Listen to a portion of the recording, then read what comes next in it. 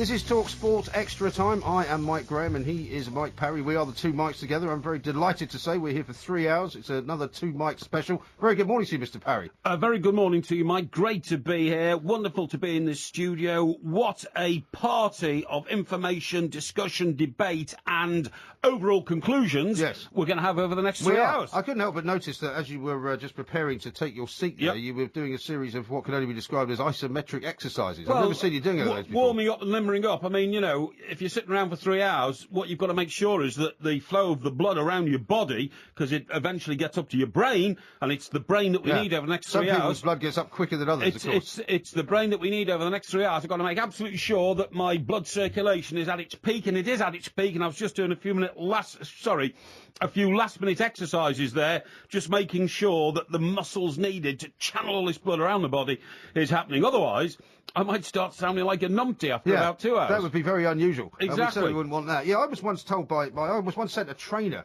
to learn how to speak properly on the radio when I was in my early sort of part of my radio career. And it was all about, you know, breathing and speaking from the diaphragm and all that. Not speaking from the larynx and all that kind of thing. Oh, yeah. And this woman recommended all sorts of things that I should do before actually starting my radio show, rather than like screeching up at the last minute in my car and rushing into the studio and trying to get it on before it was too late. We do have stars at Talk Sport who make a habit of speeding up in cars and dashing in the studios, who sound absolutely excellent when they are performing. We shouldn't give away their secrets. Of course not. And by the way, Mike, that's a good issue that you've just touched on, because later on during our 3 hours we'll be talking about the problems people in Cornwall are having speaking and being understood by the rest of us, i.e. Jamaica in. But meanwhile, we're going to get back onto the big football issues. Let's talk about the big football issues, because Sir Alex Ferguson's all over the back pages. I've been saying for the last hour, as you may have been listening to, the class of 92 are taking over. The boys are back. These are the kids who came in at the age of 12. Fantastic footballers, grew up together playing football. No Manchester United inside-outs in their DNA. I think, actually, because it's so difficult to make Manchester United successful in the next 12 months, I think they might be the kind of the transitional team that can make it happen. Well, I think that's too simplistic, Mike. It's far too simplistic. I'll tell you why in a minute. First of all, I want to tell you about a phenomenon which has hit Manchester United, which you're probably not aware of. A lot of people aren't, and it's called the Big Shoe Syndrome. The Big Shoe Syndrome? The Big Shoe Syndrome. Right. Now, the Big Shoe Syndrome started in sort of AD 41, when Augustus was the first emperor of Rome, right? And he ruled He had big shoes. Well, yes, he did. Yeah, and he ruled for about 4 decades, okay? And what happened was, I mean, he created the modern Roman Empire as we know it. Once he went, he was then followed by complete headbangers like Caligula, you know, who... He's never been described as that before. Well, he was a headbanger. He appointed his horse as a senator, didn't he? Right. Claudius, Nero, these were all nutters, driven mad by the challenge of trying to emulate what Augustus had done, the father of the Roman Empire. Right. Now, this is called Big Shoe Syndrome. You don't think this is a bit of a simplistic analysis of the Roman Empire? No, this is very relevant. The creation of the Roman Empire is very relevant to what's happening at Manchester United today in the year 2114. I can go along with that, Because, you see, you can't actually get there and emulate what your predecessor has done to you. The most recent phenomenon we had of this in this country, Big Shoe Syndrome, is the Thatcher Major transformation. So what about Gordon Brown trying to take it from Tony Blair? Well, that's another one. That is another one. But you know, grumpy Big Shoe Syndrome. That one. Yeah, basically speaking, Major lasted a bit longer, but of course he destroyed the Tory party. Some would say in trying to emulate what Mrs. Thatcher did, or maybe pull down what Mrs. Thatcher did. He was trying to pull down quite a lot of things while he was Prime Minister, from what I recall. Well, that's a bit harsh. You're talking about a former female MP who had a sort of extramarital association with him. Right. I'm not going there, Mike. I'm not going there. This is a family show. And at this time of morning, you know, the sort of people listening could be young children in bed with the radio under the bedclothes listening to you and I. No, they're all asleep. They go to school I don't think so. Now, this has happened throughout history. For instance, it happened Battle of Bannockburn. The Battle of Bannockburn. See, the Battle of Bannockburn was where Edward I's gains... That was Edward I was Longshanks, the man who sorted out, you know, that Scottish rebel. William Wallace. Yeah, William. My name is William Wallace. William Wallace who was later hanged, drawn and quartered. A terrible fate, that. Well, he was a sheep thief. All this idea that William Wallace was the man who liberated Scotland. He was a drunken sheep thief who staggered around Edinburgh, stealing people's sheep. He stole sheep from people that he thought had no right to own them on land that he thought belonged to Scotland. I'll tell you what, whatever the equivalent word Can we get on to Manchester United? United anytime soon. Hang on, the equivalent word in Scotland for scally is, that's exactly what William Wallace was. And then it happened again, of course, with Oliver Cromwell. Oliver Cromwell, created a fantastic empire. You've gone mad. No. Completely mad. Hang on. We're supposed to be talking about the class of 92. I am telling you why. About, 1692. I'm telling you why. And then, of course, when he died, his son Richard took over, and woof, all of a sudden the Stuart Kingdom was back. Anyway, the relevance to this is that we've now got the class of 92 trying to take over from Alex Ferguson. They will suffer big shoe syndrome. No, obviously, I don't think they will, because at the end of the day, no, I mean, that's what David Moyes had to contend with, but there's no suggestion that Ryan Giggs is going to be the next United manager. So there's no pressure on him. Yes, I'm the one who's saying I think it would be a good idea to keep him. Yeah. They've more or less categorically stated that he is only going to be in charge for these last 4 games in the Premier League. Well, can I point out a few things which people don't seem to want to point out? All right. The idea that the class of 92 can now take over should be met by the famous quote from Alan Hansen, you win nothing with kids. Yeah. Now, people have mocked Hansen for years for that, saying, but they did win something with kids. But I think what they failed to realise is that with the kids in that class of 92 were people like Steve Bruce, Brian Robson, Paul Parker, Dennis Irwin, Cantona himself. And Schmeichel, of course, as well. And, of course, Peter Schmeichel in goal. So the idea that it was the kids who won it, by the way, the total number of appearances for the class of 92 in that team was nothing like, they didn't play 100% of games each or anything like that. So that's all load of nonsense. So now to give them all a chance to actually manage Manchester United is absolutely preposterous, particularly as Ryan Giggs is still a player, and therefore he's a player manager, not a manager. Well, I mean, we're remains to be seen whether he's going to play himself. I don't know whether he will. Yeah, but nevertheless, he's still a registered player. So what I'm saying is, you are in the situation where in the dressing room you simply do not have a father figure there. You do not have a Colossus figure saying, I'm in charge and you lot play. You've actually got a teammate trying to tell you what to do. That is the most difficult way of... it is. That's the most difficult form of football management. Well, it is, but however, I mean, as people have pointed out, previous players are now taking over in football management. Laurent Blanc's a previous player, Pep Guardiola's a previous player. Players, but Giggs is still a player. Simeone. Yeah, but the point Giggs is still a player. Yeah, but what else, having sacked David Moyes, were United going to do? They couldn't get a brand new manager just to take over. They couldn't have used one of his assistants because he brought them all in from Everton.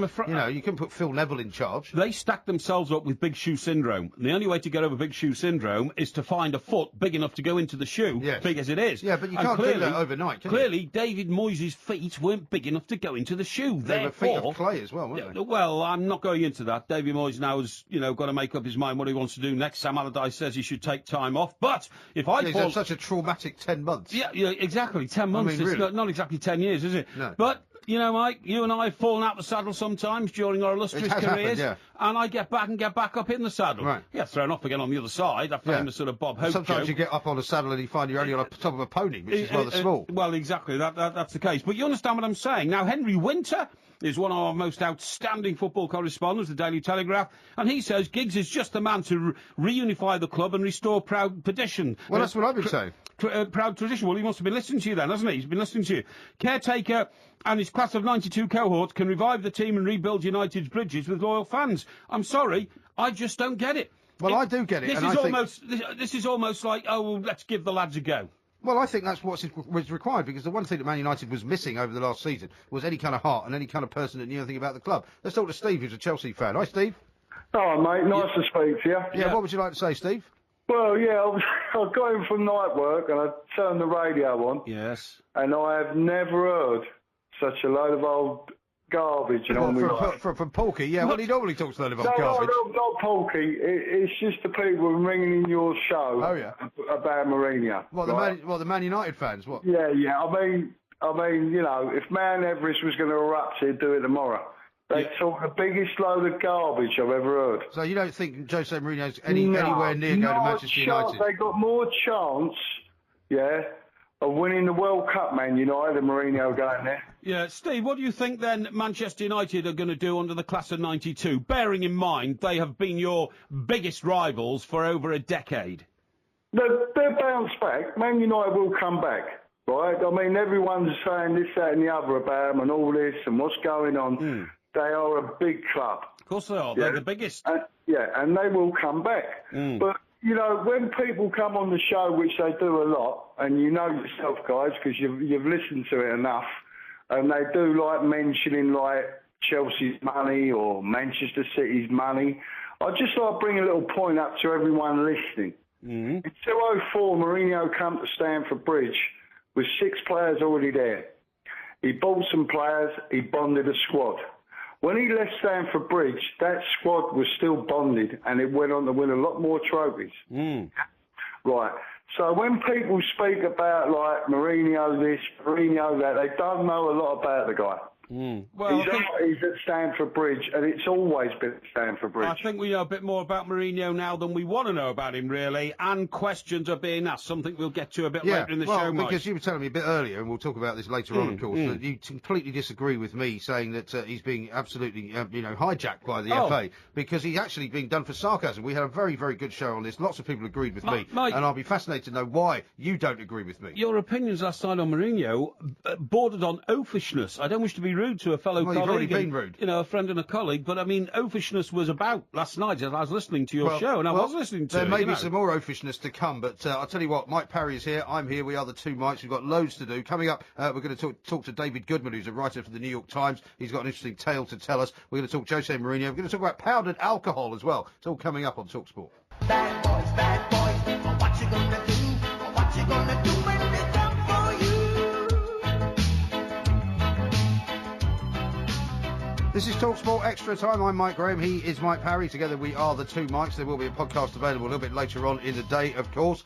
Here's a text from somebody who says, Caligula may have been a headbagger, Porky, but I've seen the film and he certainly knew how to throw a party, with Helen Mirren too. The lucky swine. Yeah. And here's one from Ben, who's a Man United fan. Gary Neville is the obvious choice for United manager. He has gained enormous knowledge of the game over the last few years. Even City and Liverpool fans respect his sensible views on the game. And we'll talk some more about Manchester United and what is going on there. But right now we're going to go across to the United States of America, Mike, because David Goodman is a crime writer for the New York Times. There was a fascinating story that kind of emerged over the past few days about what you would call now social media, I guess, and a Twitter account that was set up by the New York Police Department.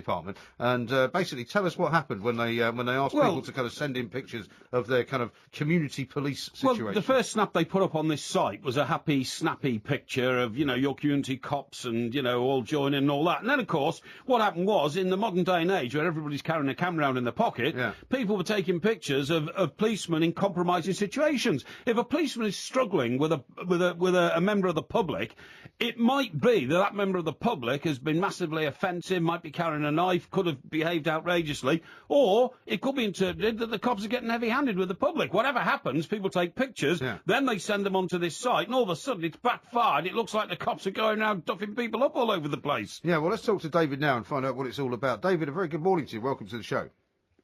Oh, good morning. Thanks for having me. Yeah, hi, David. Yeah, no, I was reading that, it may not be so straightforward as at first we thought, this story, because as much as the NYPD were pretty shocked by some of these pictures of police brutality that all got sent into this account, it looks like it might have been a bit of an organised thing.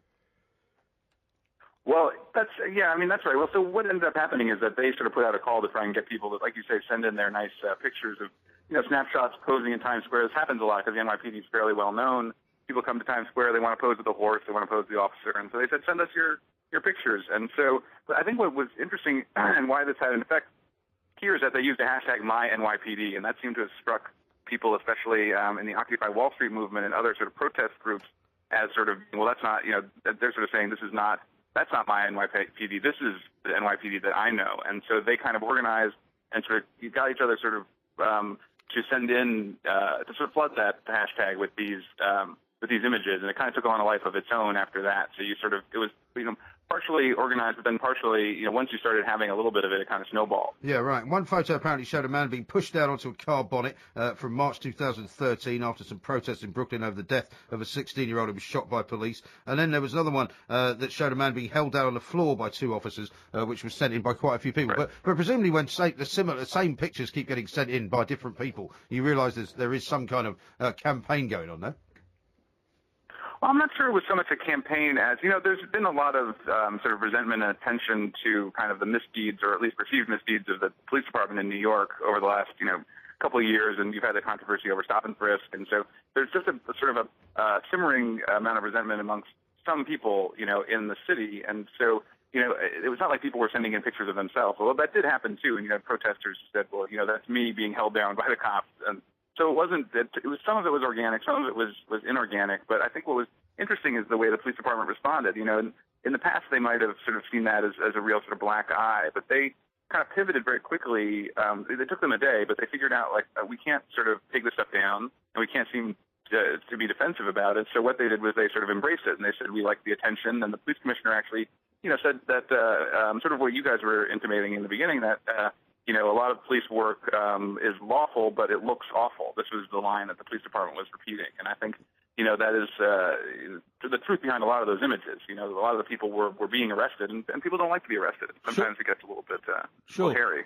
David, we've just had a report out in this country, in Great Britain, where it's alleged that crime is tumbling massively, 13% year on year. Major crimes are down. Some of that's put down to technology, the fact that there's not as much money around in the streets these days, because it's all, bank transfer and all that. Some of it's down to the fact that young people have turned away from alcohol. Now, within that, the police want to get more friendly with the community. Maybe that's why the New York Police Department decided on this. But is that a general trend in America, and particularly in New York?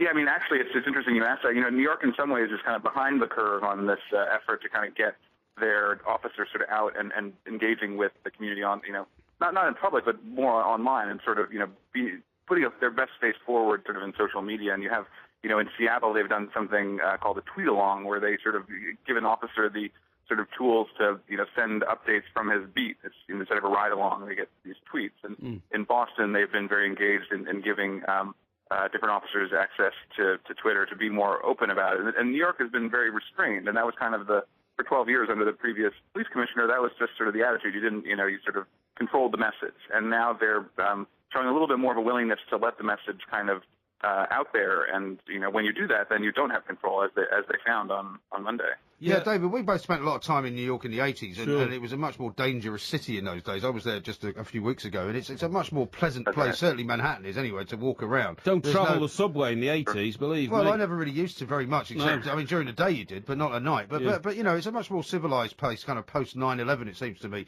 But Twitter's a very dangerous thing for any official organisation to kind of open up, isn't it? Because it's like opening a can of worms. You don't really know what's going to come back at you. Right, sure, and I think you sort of have to be willing to sort of shake off or shrug off the stuff that does come back at you, because like anything, I mean, there are going to be people that are going to criticize, there are going to be people that are going to troll you when you're online, and it's been sort of pointed out repeatedly in the last couple of days in the States that so this is new for the NYPD, but when McDonald's had a similar campaign, people went and flooded their Twitter hashtag.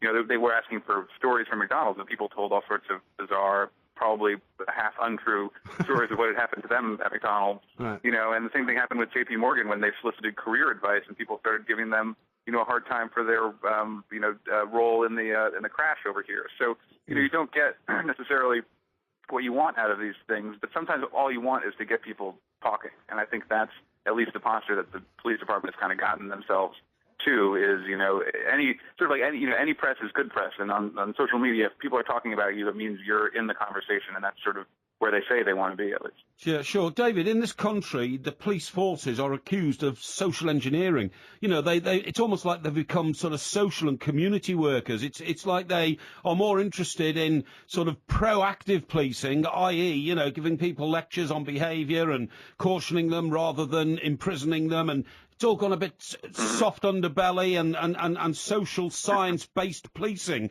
Is the same thing happening in New York? Well, it's funny you say that, because our police commissioner, Bill Bratton, has made it no secret that he looks to to Sir Robert Peel, the sort of architect of the Met Police in London, as his sort of inspiration, and he looks to these principles of policing that Peel put forward, back in the 1820s or 1830s, and most of those were. Had to do with sort of, engaging with the community and sort of the people. We have this sort of famous phrase, maybe apocryphal, but that, the people are the police and the police are the people. And so, what Bratton in New York is doing is sort of going back to what may or may not have been the touchy-feely days of 1820s London, but at least that's how he wants to perceive it, and he's sort of reaching back for this, what's true in London then is true here, that we're all sort of in this together. We are all in this together. Yeah. That's great. Thank you very much indeed. David Goodwin there, crime writer for the New York Times. I must say, if you try and interact with any police officers in this country, I mean, first of all, try and find a police station that's open, because they operate sort of, 9 to 5, some of them. At the weekends they're not open. You go up to the front door. This has happened to me a couple of times where, say you wanted to, at one point, I found a passport once when I was in London, and I tried to return it to a police station, and there was nobody there. And you had to ring this buzzer, and you get somebody saying, and I'm like, I just want to hand the passport back in. Oh, I'm afraid you can't do that today, sir. No. Well, what am I supposed to do? Oh, mate, you go to some places in Surrey where I live, and there's a phone there, and you pick it up and you talk to some central control, like 30 miles away, something like that. Yeah. Everything's now done by camera, isn't it? Everything's done by camera, and there's no police station around. You don't see police on the streets and all that. This social science thing, I mean, there's so many policemen now who've actually been fast-tracked. And they've come out of university with, degrees in psychology and all this kind of stuff. It's almost like we're trying to outthink the criminals now, rather than, react to crime, punish crime, and all that kind of stuff. But we're going to talk a bit later on about this absurd report that crime's going down. Yeah, we're going to talk about that in a minute. But I wanted to remind you of a guy that we used to know in New York when we were both there, a guy called Ed Burns, who was the press officer, basically, for the NYPD. Yep. And he used to drink in the same bar as us, and he used to love hanging around with the reporters. One of the great things about him was that, in fact, when I was there, they were doing it. They were always filming movies in New York. And the only way to find out where the movies were was by finding out from the NYPD precisely where the locations were. And they weren't supposed to give it out in those days, but they always did. Yeah. So whenever you wanted to go and find out where, they were shooting the latest Back to the Future film, or Ghostbusters, a whole bunch of movies back in the 80s, you could just ring up this guy and he'd tell you where it was. Corner of 34th and 3rd. I didn't have to ring him up once to find out where a movie was being shot, because I was aware of a boat passing my window, and it was Romancing the Stone, the last scene when Michael Douglas found the diamond, had enough money to buy a boat, put it on the back of a lorry and drove it down 3rd Avenue. Oh, yeah, I do remember that scene. Yeah, so it went past your house. It went past I was staying at somebody else's apartment. Really? How did that happen? Sorry? How did that happen? Well, it just so happened, I must have got waylaid the night before or something, and was trying to make my way back. Yes, absolutely. And then the boat was in the middle of the street. Yeah. Fantastic. Let's talk some more about Porky's experiences in New York. We'll talk some more about the crime figures being absolutely hopeless. We'll talk some about Jose Mourinho coming up next on TalkSport as well.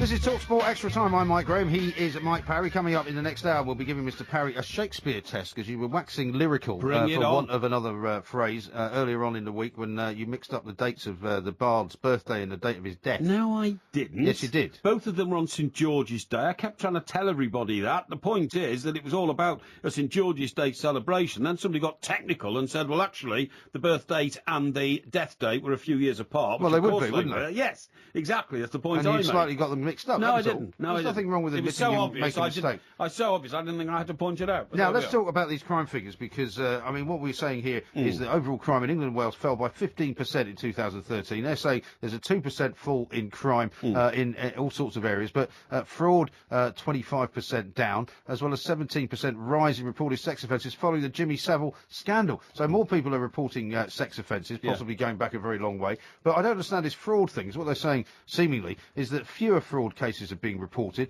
because they're centralising it. I mean, whenever you hear these kind of statistics coming out, what it means is they're just like moving it from one column to another, aren't they? Yeah, but the point is, I just don't get these crime figures at all. I read a piece yesterday, and I looked at some experts and all kinds of stuff. Calm down, violent crime is really decreasing. That's not the case at all. I mean, how do you define violent crime? For instance, who was the last Prime Minister? Michael Howard, I think, when he was leader of the Tory party. I think one of their manifestos for the election that they never won was anybody found with a knife in the street will be jailed. Yeah. Well, I mean, that has gone so 180 degrees that now, the last figures I saw were that half the people found in the streets with a knife were given a caution. They weren't even arrested. Right. They weren't even taken in. And do you remember that? There was a case of the young guy who was 15 who was stabbed to death somewhere, I think, in southeast London, who was a young actor, and he'd been in one of the Harry Potter films, right? Shocking. And there was another pledge after that we've got to cut down on knife crime. There always is. But what about that story the other day where all these school kids are taking meat cleavers and knives and all sorts of terrible, dangerous implements into schools? Over the space of a month at one school, they found 1,000 weapons on children. It's a big school, 800 or 900 pupils, 1,000 weapons. And none of them were prosecuted. They were all told to hand the weapons in, and some of them were given them back at the end of school and all this kind of stuff. And how you can say that violent crime is going down when you see I mean, you know, it's worrying being in any high street in this country on a Friday and a Saturday night now because of drink-fueled violence, which happens all the time. And I don't think, I mean, certainly, as I say, having come back from New York, I mean, there's certain parts of New York that you wouldn't necessarily walk around in the middle of the night, but it's a much safer city than London is now. Of course it is. I mean, if you walk around London, you know, in the early hours of the morning and you see the kind of stuff, I mean, the stuff that you and I see coming into work and stuff like that. Yeah. I mean, it is not, you don't feel safe. Well, you don't feel safe being on a night bus. People who get on night buses tell me that. You don't feel safe getting on late trains. People drink too much. But when they say that, you know, crime is going down, that's because certain crimes have been declassified as crime. For instance, a good percentage of what used to be crime was drunk and disorderly. Yeah. Drunk and disorderly used to be an offence. You got arrested. You were banged up in a cell overnight. That was recorded as a crime. Do you know what they do now? It's completely the other way. What they do now is they set up temporary hospitals for drunks in squares. A huge cost to the taxpayer. Yeah, a huge cost to the taxpayer in most cities round Christmas and Easter and this kind of stuff. And far from being arrested for being drunk and disorderly, and this applies to females as well as males, we never used to have female drunks in this country. We've now got more female drunks in this country than anywhere in the world. If there was an Olympic competition for female drunkenness, right, we would get gold medal after gold medal. It's staggering, isn't it? It's absolutely staggering. But now what they do is they don't take these drunks away and put them in jail or put them in they haven't got room for them. Exactly. They haven't got room for them. And also the police station's all shut. They're all shut. So they set up a hospital on the green in the middle of the town and they treat them and give them some, you know, like caring counselling. Yeah. And then the next day when they sort of sober up, they send them home. I mean, it's ludicrous. There was I can't remember which city it was, but one city came out with one of these, you know, initiatives where they were going to hand out free flip-flops to the women That's so right. that they wouldn't fall off their high heels because That's they were right. so drunk they couldn't actually walk in a straight line. And that is a crime. Bonkers. That is a crime. The other crime that never gets reported is, and I have mentioned this to you before, when my £400 bike got nicked, right? I mean, nobody wanted to know. The cops didn't want to know. Yeah. I mean, when I say that, I'm not against policemen and all that. They've got lots of. Did they not just give you to a do. crime number and say that, you know, you can use this to claim Yeah, but I had to insurance? queue for an hour in the only police station open in the area, sit in a room full of women who were coming in complaining about not getting their social security money on time, Right. and young girls coming in claiming that, you know, they'd had a problem with the pram, the wheel had fallen off, there's anything you could do about it, and that sort of thing. No. And, yes, I'm telling you. saw that in a police station? I saw that in a police Well, I'm not station. surprised they're shutting them then. Yeah, well, they shouldn't let people like that in to complain about them. Should send them somewhere else. You know, we've all got problems in life. But the point I'm making is, at the end, when I said my bike's been nicked, yeah, that's fine. But I didn't say, no, could I speak to the officer who's going to lead the inquiry into recovering my bike, please? It costs £400. It's a very expensive bike. Yeah, like you're going to get your road officer to lead an inquiry into a stolen bike. Why would you? Well, if it's a crime, then a policeman should be assigned to talk to me about how the investigation's going, are they on the trail of the bike? Where is my bike? Who's riding around on it? You know, will I get it back? What are the chances of getting it back? And when are they going to clamp down on people who go around nicking bikes from people's garages? Now, one of the things they say is up is incidents of shoplifting, up 6% apparently. Have you spotted anybody shoplifting anything ever? I haven't. What would you do, actually, if Yeah. you saw somebody shoplifting? Would you report them, or would you just let them go happily on their way? Well, it's happened to me a couple of times, and I went into a Tesco's once, and it was a mini Tesco's, Yeah. what do you call it, Tesco Express. Tesco Metro. Tesco, no, Express. Is it? It's Tesco Express. All right. Yeah, the Metro's something else. Is it? Okay. Yeah, and I go in there, and I'm looking at a particular variety of corned beef that I wanted to buy, okay? Right, and I like corned So beef. you're in the healthy section, as ever? No, I like corned beef. Corned beef's great. You know, Well, do you buy the sliced corned beef or Sliced the corned tins? beef, sliced Not corned the beef. tin stuff. No, not tinned, it's sliced corned beef. And I look at the sliced corned beef, and all of a sudden I see this chap walk in. It was obvious he was a drug addict, because his eyes were blazing. He looked incredibly scruffy and dirty. And, you know, this is another thing, you see, that a lot of crimes are fueled by drugs and people trying to get money for drugs and all that kind of stuff. Anyway, this guy literally walks down the aisle, nicks a couple of steaks out of the frozen section, takes a couple of cans, shoves them all into his overcoat, right? And then simply turns around and walks off. So, doing my, you know, citizen's duty, I go up to the cash tills, and there's a supervisor there, and I said, look, I'm sorry, mate, I said, but that chap has just walked out. And of course, I could be subjecting myself to retribution from a crazy, drug-fueled nutter who had a liking for steak. I'd like him for steak, who might have been trying to get back at me, you know, for reporting him. I said, that guy's just right. He said, oh, did you see what he took? And so, like, I'm acting like a policeman now. I'm saying, well, he took a couple of steaks definitely out of the old freezer section, a couple of cans, and he took some vegetables. It looked to me like he was taking his Sunday lunch home, you know. And he said, oh, OK, thanks a lot. And I said, well, I'm going to get after him. There's a security guard on the door. He said, no. The security guards don't often look like they can run very fast. Security guards don't secure. They just stand there. They just don't secure anything, honestly. And I mean, I'm not knocking Well, the a lot guys. of this is probably about we'll just ban the guy next time we see him. No, it was nothing about banning the guy. They just said it's not worth it. And I said, why? I said, look, even if we went out and caught him and brought him back, the police wouldn't come. Yeah. But he said that to me. I said, what do you mean they wouldn't come? He's a thief. No, they wouldn't come unless the value of what he's stolen is in excess of £100. Oh, really? And I said, well, how would you nick £100 worth of stuff? You can't even stuff that much stuff into your overcoat. By the way, this guy was wearing an overcoat in summer, so it's fairly obvious he's wearing it for some Bit other of a giveaway. purpose. Yeah, exactly. But anyway, what I'm saying is that will never be recorded now as a crime. But it goes on all the time. Yeah. Down on the coast once, I went into a newsagent shop. 2 kids walked in, aged about 14. The sort of Asian guy behind the counter, sort of what do you want and all that. And because there was a counter between him and the kids, they literally grabbed 2 handfuls of sweets, they stuck them down their T-shirts, and they just run off. Yeah. Well, that's always happened, though, hasn't it? I mean, that's not really crime. It is crime. How is it? So I said to the Asian shopkeeper, I said, what are you going to do about that? He said, there's nothing I can do. It just happens, I'm afraid, you know. He said, sometimes I get the chance to close the door before they get out with an electronic bolt. He said, but I not always able to do it. Well, that's another crime. It's not recorded. There's a lot of crime in this country going on. Yeah, there is a lot of crime going on in this litter? country. What about people dropping litter all over the place? That's not even picked up. Litter is one of the most serious forms of crime in this country because it affects so many people. So many people's lives are blighted and ruined by filth all over the pavements, filth all over our roads, filth in people's gardens, and it's all down to people throwing litter. It is. That is and a you crime. don't get it in other countries, it's true. But I'm going to calm you down now because we're going to talk about Jose Mourinho coming up next on TalkSport.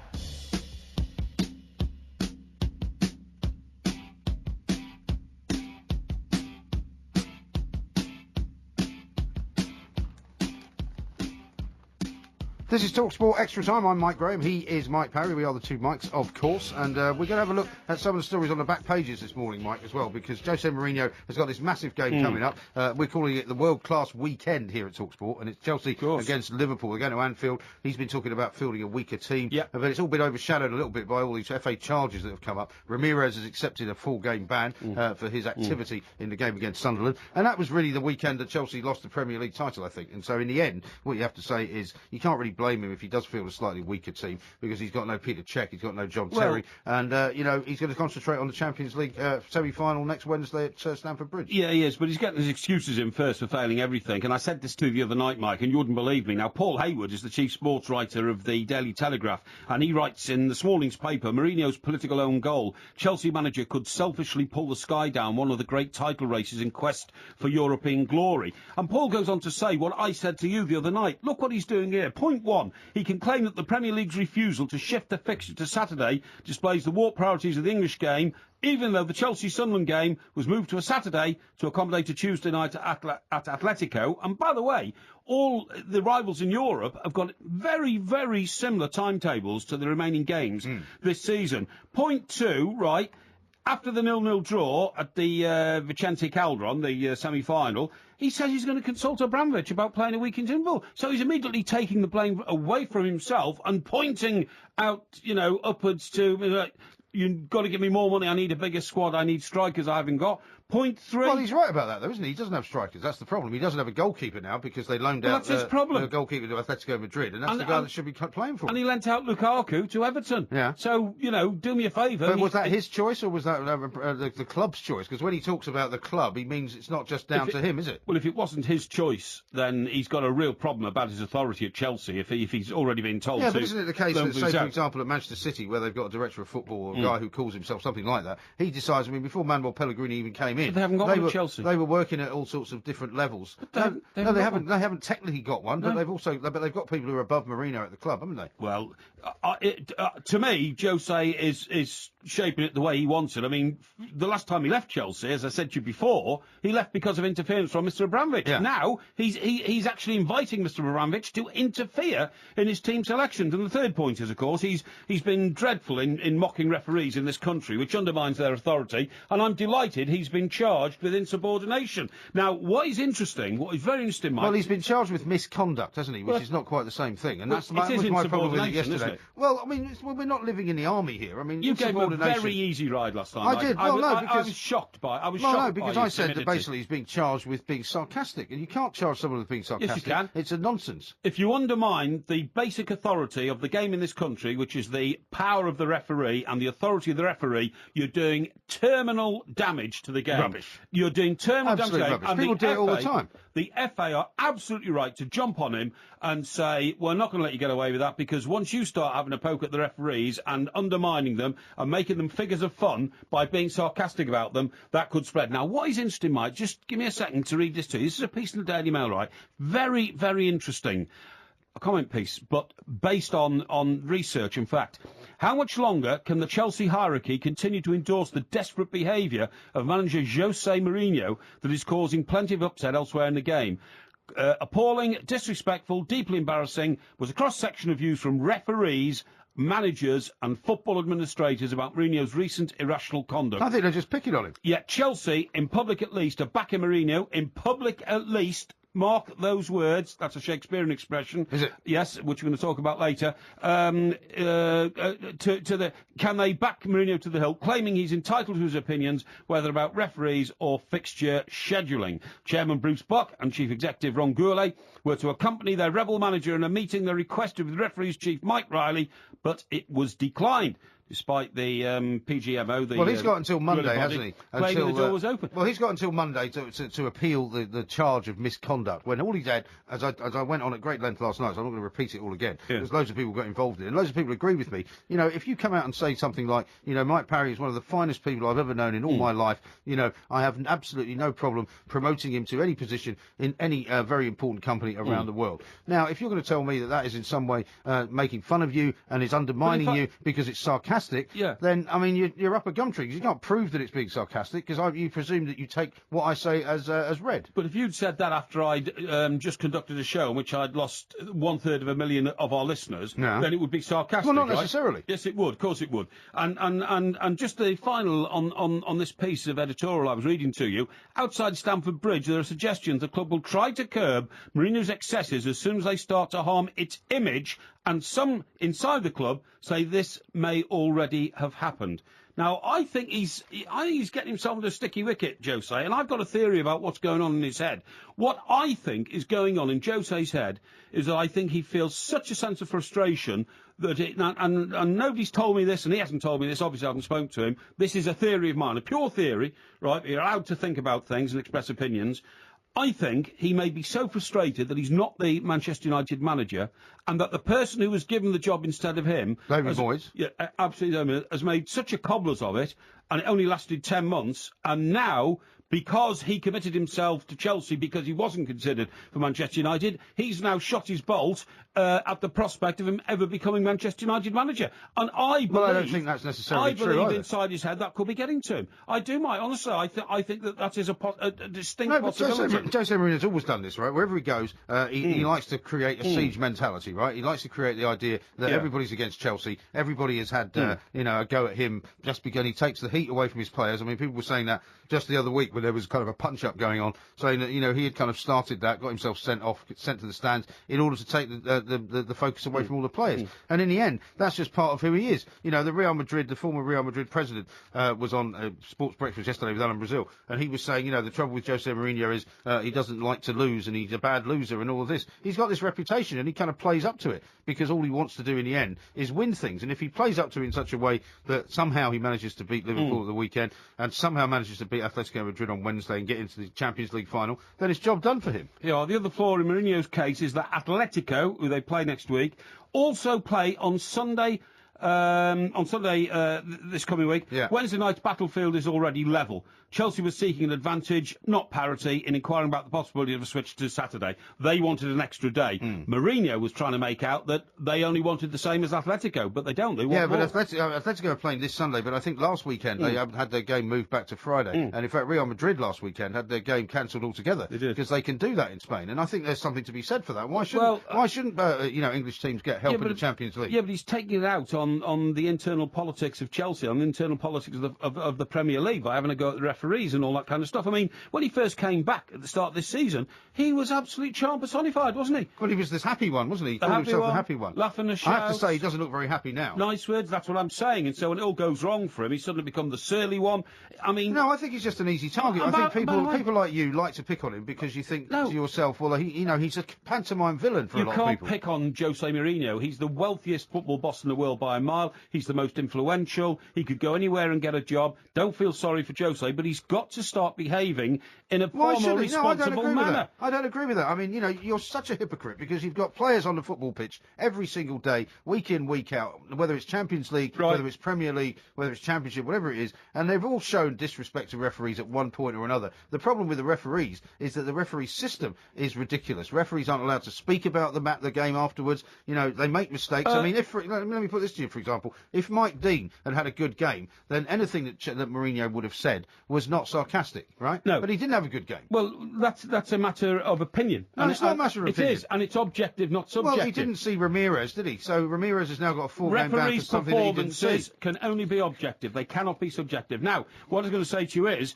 we're in a business where there are rules designed to help the communication process, which includes managers coming out and talking after the game. Yes. He hasn't for the last 2 games.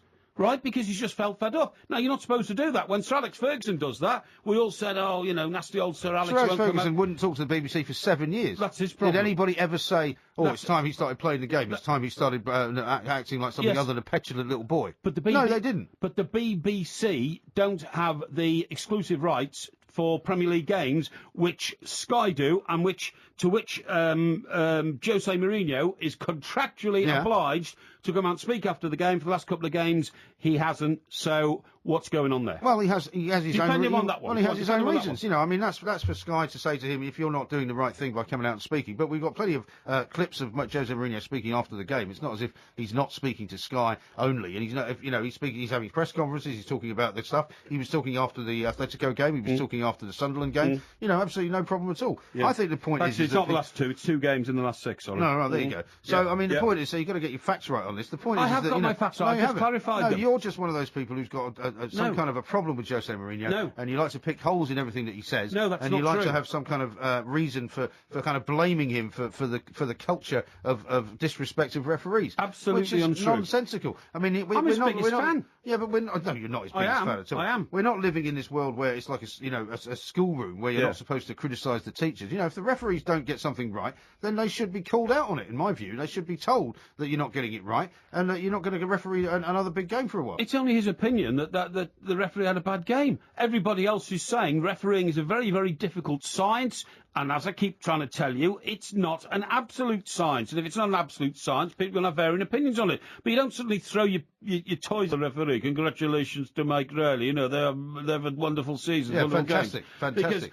Because we all know he's then... actually insulting and mocking them. Well, you say that, but I mean, we don't all know that at all. Well, are you so daft? Are you so dense that you didn't realise he was actually mocking the officials and criticising them? As I said last night, if you took that to any court of law and said these are the words that were spoken, what do you think he meant by that? It doesn't matter what he meant by it. It matters what he said. And when he said that he was congratulating them, and when he said that they were fantastic, that was all that they could say. No, they can't turn around to him and say, well, but what you actually meant was that they were useless and that you were making fun of them. So if you're a referee, Mike, and you suddenly blew your whistle and you gave a decision to the team, and one of the players came up and clapped you like that. Yeah, somebody asked me that last night. Yeah, somebody came up. Well, you'd that's say a different. Thank you. You'd say thank you to the player, would you? I would actually. Very much indeed. Yeah. I would. Well, it shows that I'm afraid, Mike, there's something missing in your grey matter when it comes to looking at the way referees referee games and the way managers and players react to them. You got it? Yeah, but the point is, at the end of the day, if something happens on the field, that's fine. That's within the referee's purview. If Jose Mourinho says something after a game which is entirely, nice and not using any bad language, not using any foul language, not derogatory in any way, shape or form, I just don't see how you can possibly say that he then must be in some way charged. But the worst thing, it's a very dangerous precedent. The worst thing is, because he's living his life under Mourinho law at the moment, this is a point that Paul Haywood makes, Liverpool fans will be quite happy to see Mourinho filled 11 Chelsea pensioners. After 11 consecutive league wins, there is nothing Chelsea can do to diminish the Anfield rebirth. If Liverpool return to where they were in 1990, it will not be because Mourinho turned Machiavellian on the run-in, yet the thrill is gone when a team... You're going to sit there and read something out of the paper? I'm giving you the opinion of one of the most respected football commentators in this country, if not the world, right? Yet the thrill is gone when a team who could still theoretically win the title pass up that chance in favour of glory in another competition. Well, nobody knows if that's going to happen. I'm more interested in this picture on the back page of the Daily Mail. Oh, yeah? It's a picture of Steven Gerrard wearing an Everton kit. Yeah, I know, but I mean, if you read it and find out what the background to it is, Steven Gerrard is one of those few long-term Liverpool players who wasn't actually an Everton fan, neither was his family. What happened was, his uncle, I think it was, won a competition to get your hands on the League Championship trophy, which Everton won in 1987. They won it in 85, finished second in 86 when Gary Lineker played for us, and won it again in 87. So he takes young Stevie along, and somebody bought him an Everton kit to wear for the picture. Exactly. And his dad went ballistic, apparently. Well, he would do. That happened to my nephew Tom once. He was playing football in the back garden in Bournemouth, and my mum... Was he an Everton fan then? Of course he is. We're all Everton fans in our family, and my sister had gone out to get him a football kit. I'd bought him a football kit for Christmas, right? And it was an Everton kit. Yeah. And the problem was he'd grown up so fast, it was too small for him. So my sister went back to the sports shop to get it changed for a bigger size. Anyway, when she got there, she was told, "Oh, I'm awfully sorry, we haven't got an Everton kit in the bill." "Oh, we've got anything else?" Said, "We've got a Liverpool one." "Oh, that'll do, thank you." So, seriously. Did she not realise that might be the wrong thing to do? She wasn't very worldly aware of the football passions within our family. And my mum came round later that day, walked round the back of the house into the garden, saw my nephew knocking around, and immediately dragged him inside and took the kit off him, and made him play in jeans. Deary me. Sounds like child abuse to me. This is TalkSport Extra Time. Coming up in the next hour, we're going to talk to Peter Ward, from ex-Brighton player, of course. We'll find out what is going on with Brighton, trying to get themselves a playoff place this weekend. And, of course, we'll be talking about this very odd stuff called powdered alcohol, which Mr. Porky Parry says may well be the future. Now, quite a few different pieces of opinion have come in on the Jose Mourinho front. Some people are accusing me of being in love with Jose Mourinho, which is not true at all. Ruth from Manchester says, Jose is mad that he was not given the United job. They should have given it to him before Moyes. And then we've got a couple of people saying that actually there is a guy at the Chelsea Football Club organisation who does kind of sit liaison between Jose Mourinho and the board, who is in fact a guy whose name I can't quite... Michael Emanuela is the sporting director at Chelsea, and he's a link between the coach and the board, says Eck. And so, I mean, there is something about that. But there's also quite a big debate going on about corned beef, since you mentioned that you like corned beef, because some people have been saying that it's the devil's food. It was his last supper before he went down into hell. Some people are really against corned beef in those days. No, I don't think it was, but some people are very much against corned beef. Why? I don't know why. I mean, I'm not... What do you think of corned beef? I quite like corned beef. Do you like corned beef hash? Corned beef hash, I tell you what, I overdosed on corned beef hash when I was in America. Really? Because you go to a diner and you have corned beef hash and eggs, and it's absolutely fantastic. One of the greatest breakfasts you can ever have. I totally agree, except for the eggs, of course. I've never eaten an egg. You've never eaten an egg? Never eaten an egg. Whatever. No, our listeners know that. I've told them this a few times. I've never eaten an egg because it just makes me ill. I can't eat eggs. Well, you've never had an omelette? I've never had an omelette. Never had scrambled eggs? Never had a fried egg? I've never had a boiled egg? I've tried all egg sandwiches. My mother's tried everything to force egg down my throat and make me eat eggs, because she thinks I'm just not normal. And well, she's not the only one. Let's face it. It's a bit harsh, isn't it? Yeah. But, no, I can't. I mean, the closest I can get to it is I do like a custard cake, you know what I mean? Right. Which has got egg in it. It's got egg in it, Well, all cakes have got eggs in them. You can't make a cake without an egg. I suppose so. So it's not like you're allergic to eggs or anything. I'm not allergic. I just can't stand the look or the taste of eggs. They're too wobbly. And I can't imagine putting that in my mouth. It's as simple as that. Right. And but I tell you something. The strange thing is, if I'm ever in a restaurant, in a hotel after, I'm staying there or something, I so envy people who are eating bacon and eggs, because I love bacon anyway, and it smells lovely, and a fried egg, you know, spread over a plate with a yellow yolk in the middle. I think, God, it looks lovely, but I just can't put it in my mouth. No. If I put it in my mouth, I retch, literally, Really? yes. How yeah. bizarre. You don't think that's anything to do with what you might have done the night before? No, come on, mate. I'm talking about since I was, you know, like 3 days old, I haven't been able to eat eggs. Couldn't eat eggs if my mother put them in my bottle when she was feeding me. It was just, you know. Why would you put eggs in your bottle? I don't know. I thought you did, didn't you? Didn't No. you bash up eggs and put them in a bottle? No, I don't think so. I mean, Okay. some people swear by drinking raw eggs, but I can't imagine what that must taste like. That would be pretty disgusting. I'll tell you what I had for breakfast today, something that I've been wanting to have for a long time. Oh, yeah. And it's with a poached egg, actually. It's kippers. Kippers with a poached I egg. have kippers One all of the the time. finest, do you? Yeah. Yeah, but you don't have real kippers, do you? You have kippers out of a tin. We've been through this before, and our producers actually produced a picture. What's wrong with kippers out of a tin? Well, there's nothing wrong with them, but they're not as good as real kippers. Rubbish. Real kippers, in my view, are full of bones and, you know, a nuisance buy to eat. fillets. Yeah, well, I have fillet kippers out of tin, and I think they're absolutely lovely. And I got my love for kippers from the Isle of Man. Because Very Scottish thing, kippers as well. well, it's very Isle of Manish because they're Manx kippers and they're extremely famous and they're exported all around the world. They haven't got a tail. No, that's the cat. That's Oh, the right, Manx okay. cat, you fool. Yeah, you no, I know, was you're just trying to trying catch me out there. No, I was just trying to see if you knew what I was talking about. I remember I met my maternal grandmother once, and that was in the Isle of Man. And the only thing I can remember about her, I don't even remember what she looks like. You know, no Have you got disrespect. so are you from the Isle of Man then? No, she emigrated to the Isle of Man after the war. Right. Don't know why. Don't know why she went to the Isle of Man. And do you know that drink is incredibly cheap on the Isle of Man? And 20 years before we had all-day drinking in this country, they had it in the Isle of Man. So every year, on the first day of summer drinking laws in the Isle of Man, which was usually sort of like May. I used to see the boats going out from Merseyside, didn't you? Well, this is it. What we used to do is after going to the pub on Friday night, we then took a coach over to Liverpool, where we got the overnight ferry at midnight to the Isle of Man, which got in at 6 o'clock in the morning. Right. Just as we landed, the Peveril, which was a pub in Douglas, opened its doors, right, and everybody poured off the boat into the Peveril. And you stayed there until about 10 to 12 at midnight, Right. and then went out the Peveril and got back on the boat and came back the other way. That's like 18 hours of drinking. No, because the boat had a licence to serve you overnight on the way back. So, That's unbelievable. And you got back at 6 It's a.m. amazing he's still alive.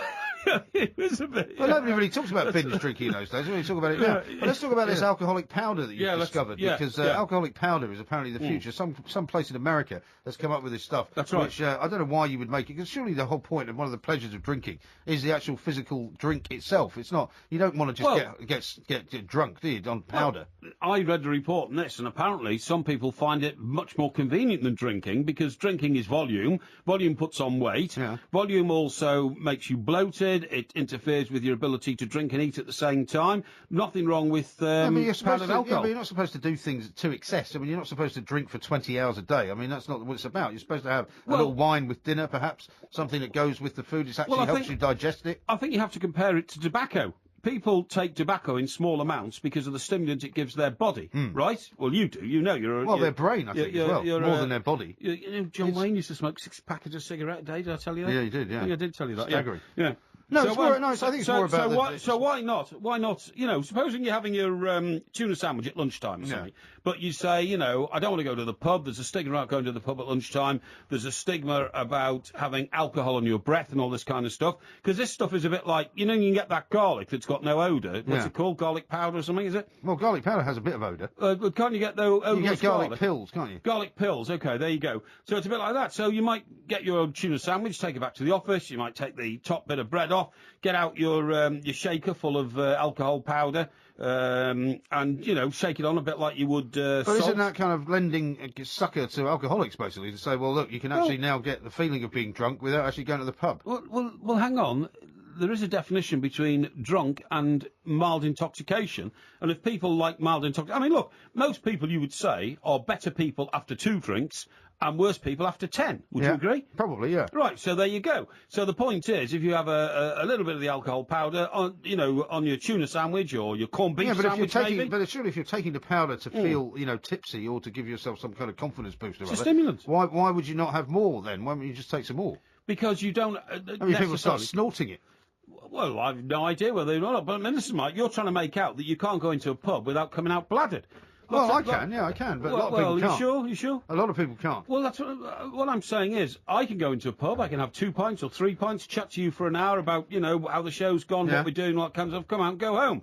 Now, there are some people I know... Yeah, but then on the way home, you pick up a couple of bottles of wine and drink those when you get home. No, not at all. I'm telling you, that's not at all my system. Isn't it? But I do know people who, once they put that deadly first drink in their mouth, they've lost for the day. They're lost for the day, right? But that's not me. That's not me. I can stop at 2 pints or 3 pints, maybe even sometimes 4 pints if I'm talking for more You're than an well hour. known for stopping something like that. At 3 or 4 or 5. And then the idea then that I have to suddenly pick up on the alcohol trail to feed the demon alcohol desire. No, but I just think that is nonsense. Making powder available just seems like a really bad idea to me. Because I don't think it's a bad idea at all. It would service people who don't want to be seen drinking during the day or drinking while they're at work, and instead taking some kind of artificial stimulant, which is what it's going to be. It's a bit like taking a drug in powder form. It might as well be taking cocaine, mightn't it? No, not at all. But I'll tell you where I'd like to know what the safeguards are is one particular issue here. Supposing you do go and buy your pint of beer, and then you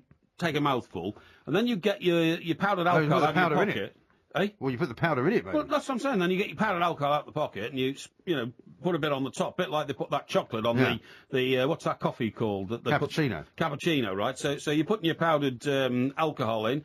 And all of a sudden... You've obviously thought about a lot of ways of using this powder. No. You have? No, and all of a sudden, your pint of beer becomes double strength, doesn't it? Because you put the powdered alcohol in. Yeah. So actually... It's a very bad idea. So actually, what I'm saying is, you could buy 1 pint of beer, and every quarter pint that you've drunk, give it a bit of a spray, and by the time... finish the pint, you could be absolutely bladdered. Well, fortunately, it'd be like drinking 4 pints. Well, fortunately, because we wouldn't recommend anybody doing that, of course. Fortunately, in America, the FDA, the Food and Drug Administration, I think has chucked out the application that these people have made to be able to sell this stuff over the counter because they'd have to sell it through licensed, vintners as well, wouldn't they? You wouldn't be able to just go to a supermarket and buy powdered alcohol. When it's a really bad idea. When we were all teenagers, mate, I went on holiday for the first time to Spain with the boys. I was about 17 or 18, and of course you get incredibly cheap booze in Spain in those days, like a litre bottle of Bacardi for like 20 pesetas, as it was in those days. It was just about, I don't know, that was 10 bob or something like that. Not very much. And in this country, even in this country, it probably cost about £3 then. Probably cost about 20p, you know what I mean? But then you used to bring it back. Then we used to go on the old King's Head in Lower Bridge Street in Chester, all gather in one corner and order, a small Bacardi and Coke, 6 times for 6 of us. Well, just pour the bottle out. And then pour the whole bottle out, and it led to some terrible situations.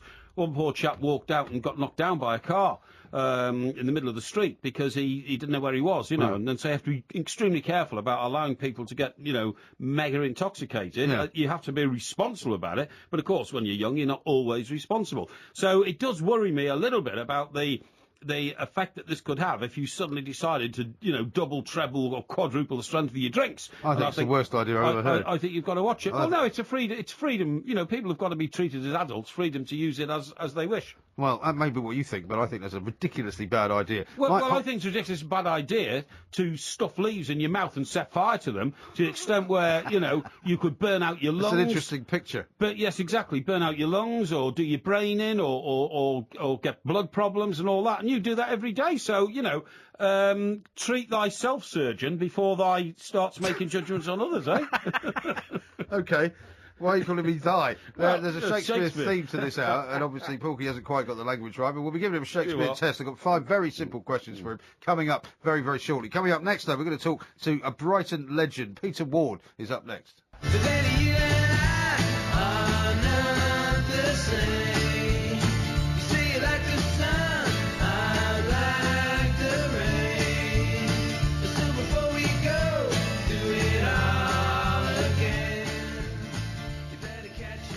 This is Talk Sport Extra Time. I'm Mike Graham. He is Mike Parry. Together we are the two Mikes, of course. And we're going to have a fantastic weekend of football coming up. We've got Man United, Norwich, Sunderland, Cardiff, Liverpool, Chelsea, all live and exclusive right here at Talk Sport. It's amazing, It's because when you think about how important all of those games are. There's another important game going on tonight, though, and it's Brighton against Yeovil. It's a 7:45 kick-off. Yeovil pretty much destined to head down to the League One, I'm afraid. But we're going to talk to Peter Ward, a legendary Brighton figure. In fact, such a legendary Brighton figure that Elliot Cook in the office here, who's a big Brighton fan, has been beside himself with excitement, waiting to see what Peter's going to say. Peter, a very good morning to you. Welcome.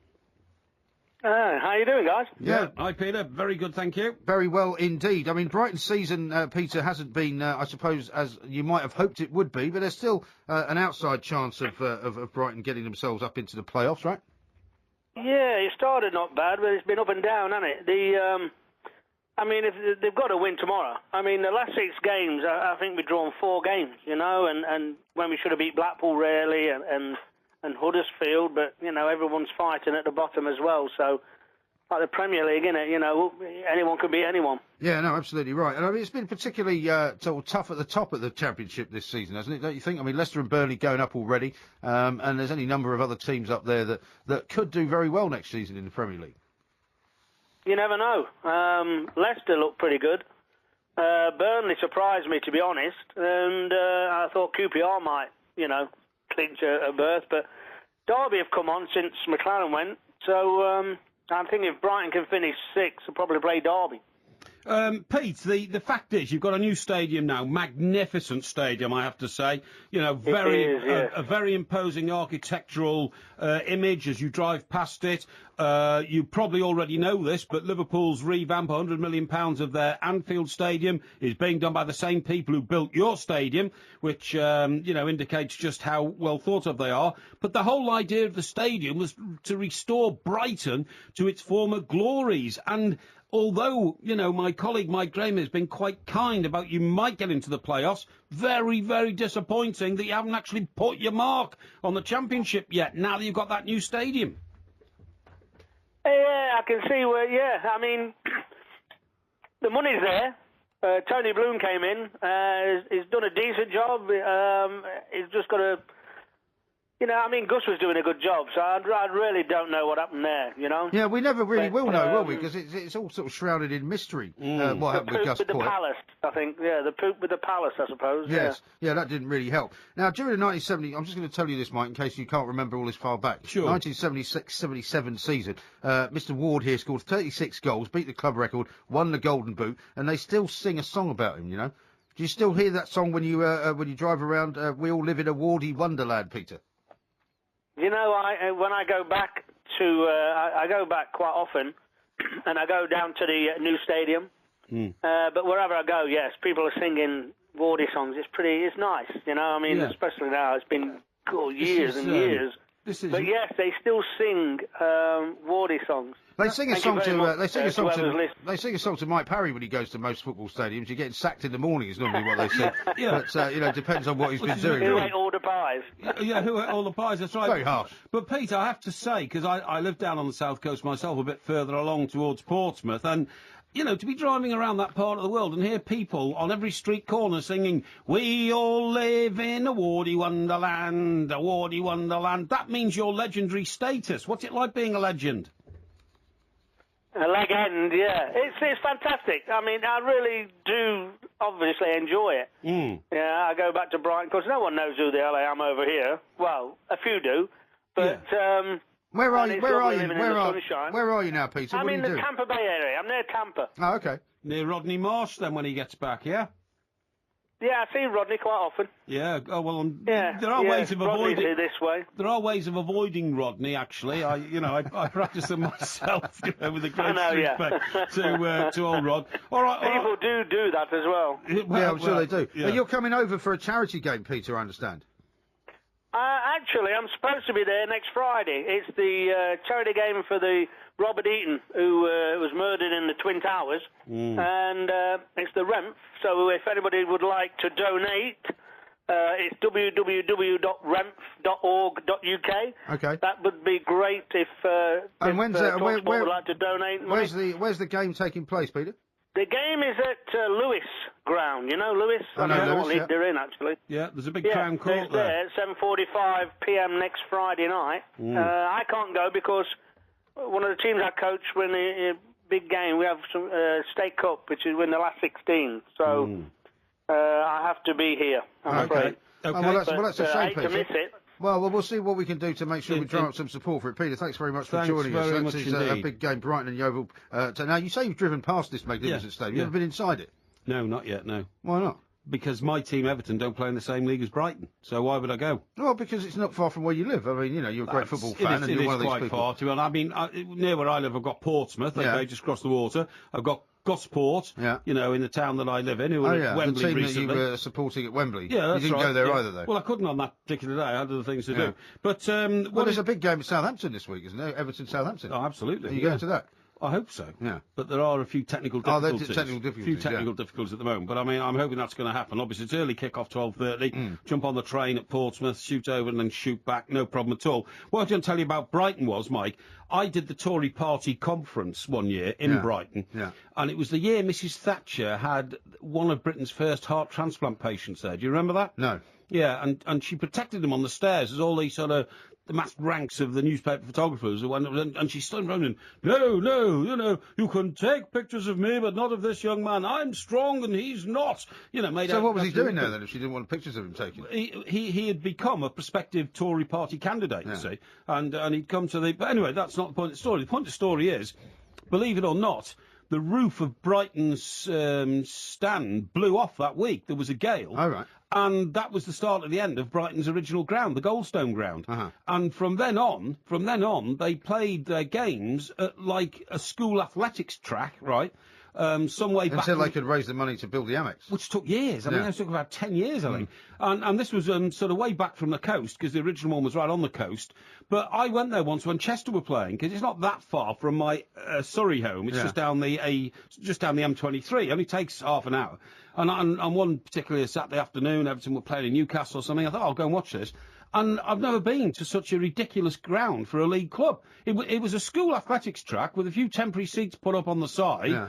There was a pub on one side next to a tennis court, and if you came out of the pub, walked through the tennis court, climbed over the tennis court fence, you got into the ground. I mean, Is that what you did? Yeah, of course I did, yeah. Well, why didn't you get a ticket like everybody else? Well, because there was only the tennis were about sort of, like 2,200 or something. But it's a nightmare trying to get to Brighton, say, for example, from the west, because I remember I had to go to the Labour Party conference once in North, south, in east, Brighton. west. And all the roads go from south-west to north-east. So Yeah. if you're like coming from Portsmouth to London, it's fine, because the road goes in that direction. But if you're coming from somewhere like, say, Reading to get to Brighton, there's nowhere to get there. No, well, the whole... Because all the roads go the wrong way. The whole thing's a mess. Because I'll tell you why. The M27 is an incredibly short motorway. Yeah. It only exists from Portsmouth, I'm getting this right, through Gosport to Southampton, then just beyond Southampton, right? And then it's that awful A27 with all those roundabouts. Right. Now, what I was going to say is that considering Bournemouth is one of our biggest coastal resorts and popular, for party political conferences and all that kind of stuff, considering that should be the gateway to the West Country to take pressure off the M4, wouldn't you think they'd have extended that M27 right the way down to Exeter? Well, you would think so. I'm told it's just 25 miles long. That's how short it is. Right. In the other direction... Yeah. They knocked down, and Robin told me this. Robin Schönhofer. Big Brighton fan. Our head of news. Yeah, exactly. Apparently, they knocked down dozens of houses, if not scores of houses, in the opposite direction when they laid the plans to extend the M27 back to Brighton. Do you see what I mean? From Portsmouth, and then didn't build the road. And well, so because they ran out of money, presumably. But I don't know. I mean, they only collect 40 billion a year in road tax, don't they? Exactly. So there's not very much of it going around. And so what happens now is, because sometimes I go that route back to London because I turn left, at Brighton, but just beyond Portsmouth to get to Brighton along the south coast is you go past Lancing College and all this sort of stuff, Oh, it's hopeless. I know the drive because I used to do it quite regularly from say Hastings down to get to either get to Brighton for the day. And you come to one point where you think, this is a motorway, this will go on forever, and bang, it just suddenly stops. You hit a roundabout, you go round and roundabout, and you come off a motorway and go straight into what I would call Uber suburban roads. Uber suburban roads. Easy for you to say. We know Sussex is the only county, I think, in England that doesn't have a motorway. Unbelievable. I just can't believe that. Absolutely hopeless. East and west? Yeah, in any direction. No, there's an East Sussex and a West Sussex. Yeah, no, I know. I think it is counties. both. I think it's both. So which one are we talking about? Well, I'm talking about East Sussex, but I don't think West Sussex has got one either. You don't really know what you're talking about. I do know what I'm talking about. We're going to find out what you know about Shakespeare coming up next. We're going to give Porky Parry a Shakespeare test. Bring it on. Next on TalkSport.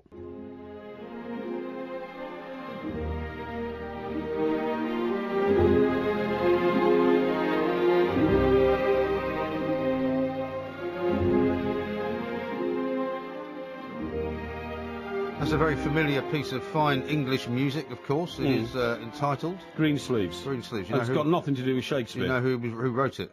The guy with the mandolin. Yeah, the guy with the mandolin. Yeah. Okay.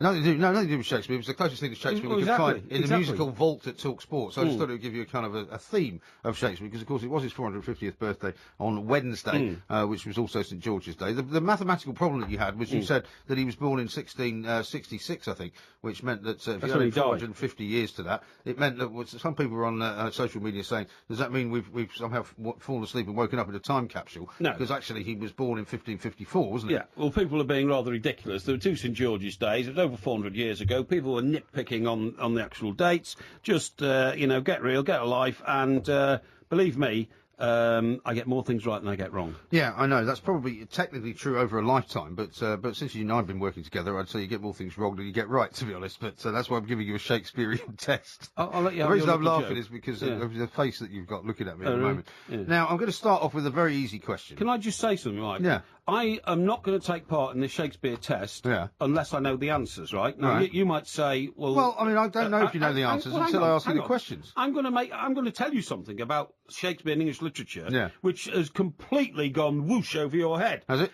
Right. Shakespeare was a visual experience. It was never meant to be a written experience.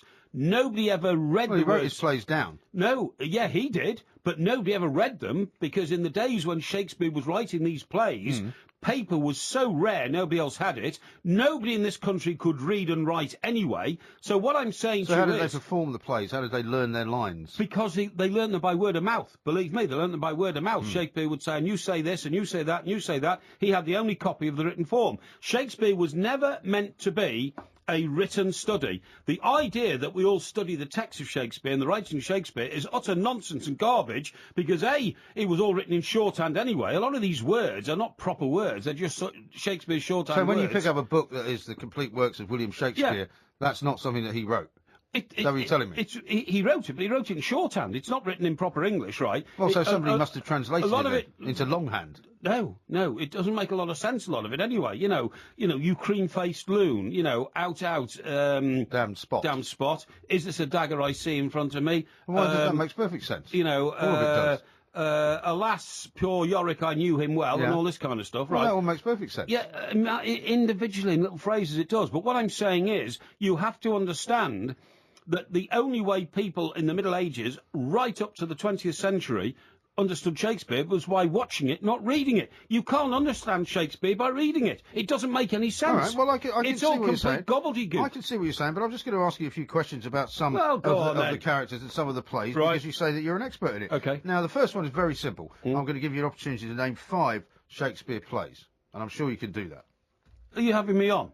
I'm not having you on. You sound take the mickey. No, it's a very simple question. I want to start you off with something easy. I'm refusing to answer that question Why? on the basis it's too easy. Well, why don't you just give me 5 plays? Macbeth, Hamlet, King Lear, Yeah, that's 3. Romeo and Juliet. 4. Which other one do you want? Well- Midsummer's Night Dream? Midsummer's Night Dream. Yeah. Okay, I'll let you have that one. Even though it's Midsummer Night's Dream. Yeah. Okay, so you got 1 out of 5. Very good. Where is The Tempest set? The Tempest is set in Italy. Yeah. Can you be more specific? Well, it's not Verona, because Two Men of Verona was a Two separate Gentlemen play of Verona. altogether. Two Gentlemen of Verona Yeah. was a separate one altogether. So I would say it's probably in... I'm just trying to make... It's the noise of my brain going round. It's not Rome. I know it's not Rome. It's set in Naples. Naples, very good. Yeah. Correct, Abundo. Who is the tubby prankster in Henry IV?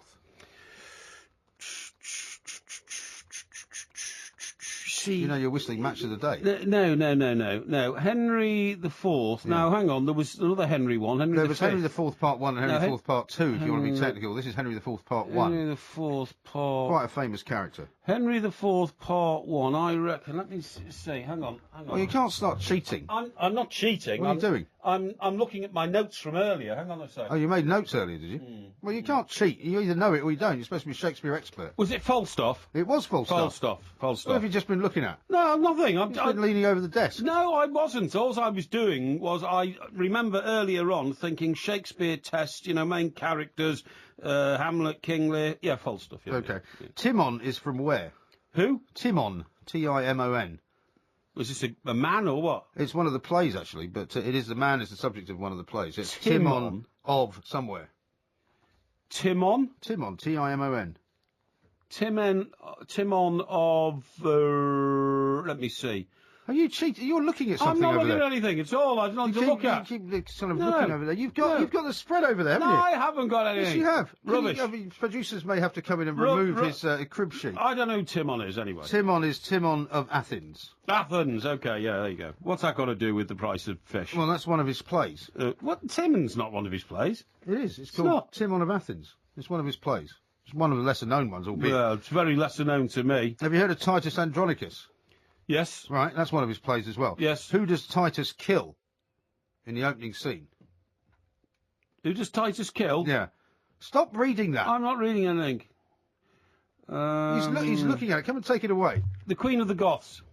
The Queen of the Goths. He's reading it. No, You're absolutely cheating. That's disgraceful. All right. As a result of cheating, you've just taken my notes away. Yeah, it's not notes. That's the quiz that I was working from. Right. So basically, you've got 4 out of 5. Thank you. So I have to say you've done very well. However, you did cheat. I didn't cheat. A disgraceful way. I didn't. That is absolutely unbelievable. I didn't know. I did not seek any information from any other source except my brain for the first 3 answers. And then, because I was winning, you made the questions more perverse. No, I didn't. I wrote them down ages ago. Timon of Athens. What's one of his plays? Joke. It's one of his plays. Have you ever seen one of his plays live? Of course I have. Which one have you seen? I've seen Macbeth. I've seen King Lear. I saw Macbeth actually in New York with Glenda Jackson in it. Oh, that's pretty good, Which is pretty good. Glenda Jackson and Christopher Plummer. Yeah. Mind you, I can't stand Shakespeare on stage. It's so boring. I can't. So do you tend to read it then? No, I don't read it because that's even more. So you don't read it, you don't like watching it, so what's so great about it? I like reading about Shakespeare, the man. You know, the Shakespeare the man, Shakespeare the person, the man born on St George's Day, died on St George's Day, the father of the English language. And somebody suggested this week that he was the Jay-Z of his generation. Yeah, I think that's a bit... Not sure about that. No, I'm not sure about that. But, I mean, you know, common everyday expressions like fight fire with fire are Shakespearean expressions. Yeah. But in the plays, it's fight fee, fight fee. So that's what I'm saying. It's all written in shorthand, you see, and you can't understand what he's talking about. Fight fire by fire does not appear in any Shakespeare play, but fate fee fi fee does, and you're supposed to interpret that as fight fire by fire, you see? I'm staggered. See, you didn't know that, did you? I didn't know that. I'm very grateful for your illuminating discussion on Shakespeare. Sound and fury signifies nothing but sound and fury. That's a line from Macbeth, which is about what you are, by the way, you know. There's nothing furious about me. Signifies nothing but sound and fury, basically, load of old gobbledygook. Coming up next, we're going to have a look at what's going on the front pages. This is TalkSport. Crazy, but that's how it goes. Millions of people living as hobos. This is TalkSport Extra Time. I'm Mike Graham. He is Mike Parry. Together we are the two Mikes. You can find us, of course, on social media. I'm at IROMG. You're at Mike Parry 8.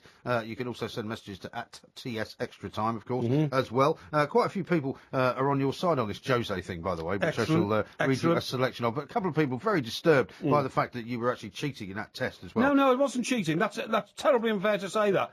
For the first 3, I promise you, Mike, I did not have to refer to any of my notes from earlier, but then when you decided to stick the boot in on me... Yeah, but the notes were the copy of The Sun, which was the quiz that I was working from. I don't know what you're talking about, mate, but I had nothing to do with that. And then when you tried to get me on Timon of Athens, I could have cheated, because I could have reached for the book to my right-hand side, which is obscured from your screen, from your vision by the back of your screen, but I chose not to. I just chose to let the audience know that you were getting nasty and dirty, and I could... No, not at all. I just asked you 5 very simple questions. Anyway, we'll draw a line under it. You got 4 out of 5, so I will happily say that whether it's fraudulently obtained or not, you can have an expert in Shakespeare as a little sign over your door. Excellent. Dan has sent this in. He sent this into 81089. You can still call us, by the way, 08717 22 3344. Please call. He says, on the topic of Manchester United managers, surely someone such as Harry Redknapp, Ole Gunnar Solskjaer, Michael Laudrup or Andre Villas-Boas should be considered as the next manager if they have good records and are well-known managers.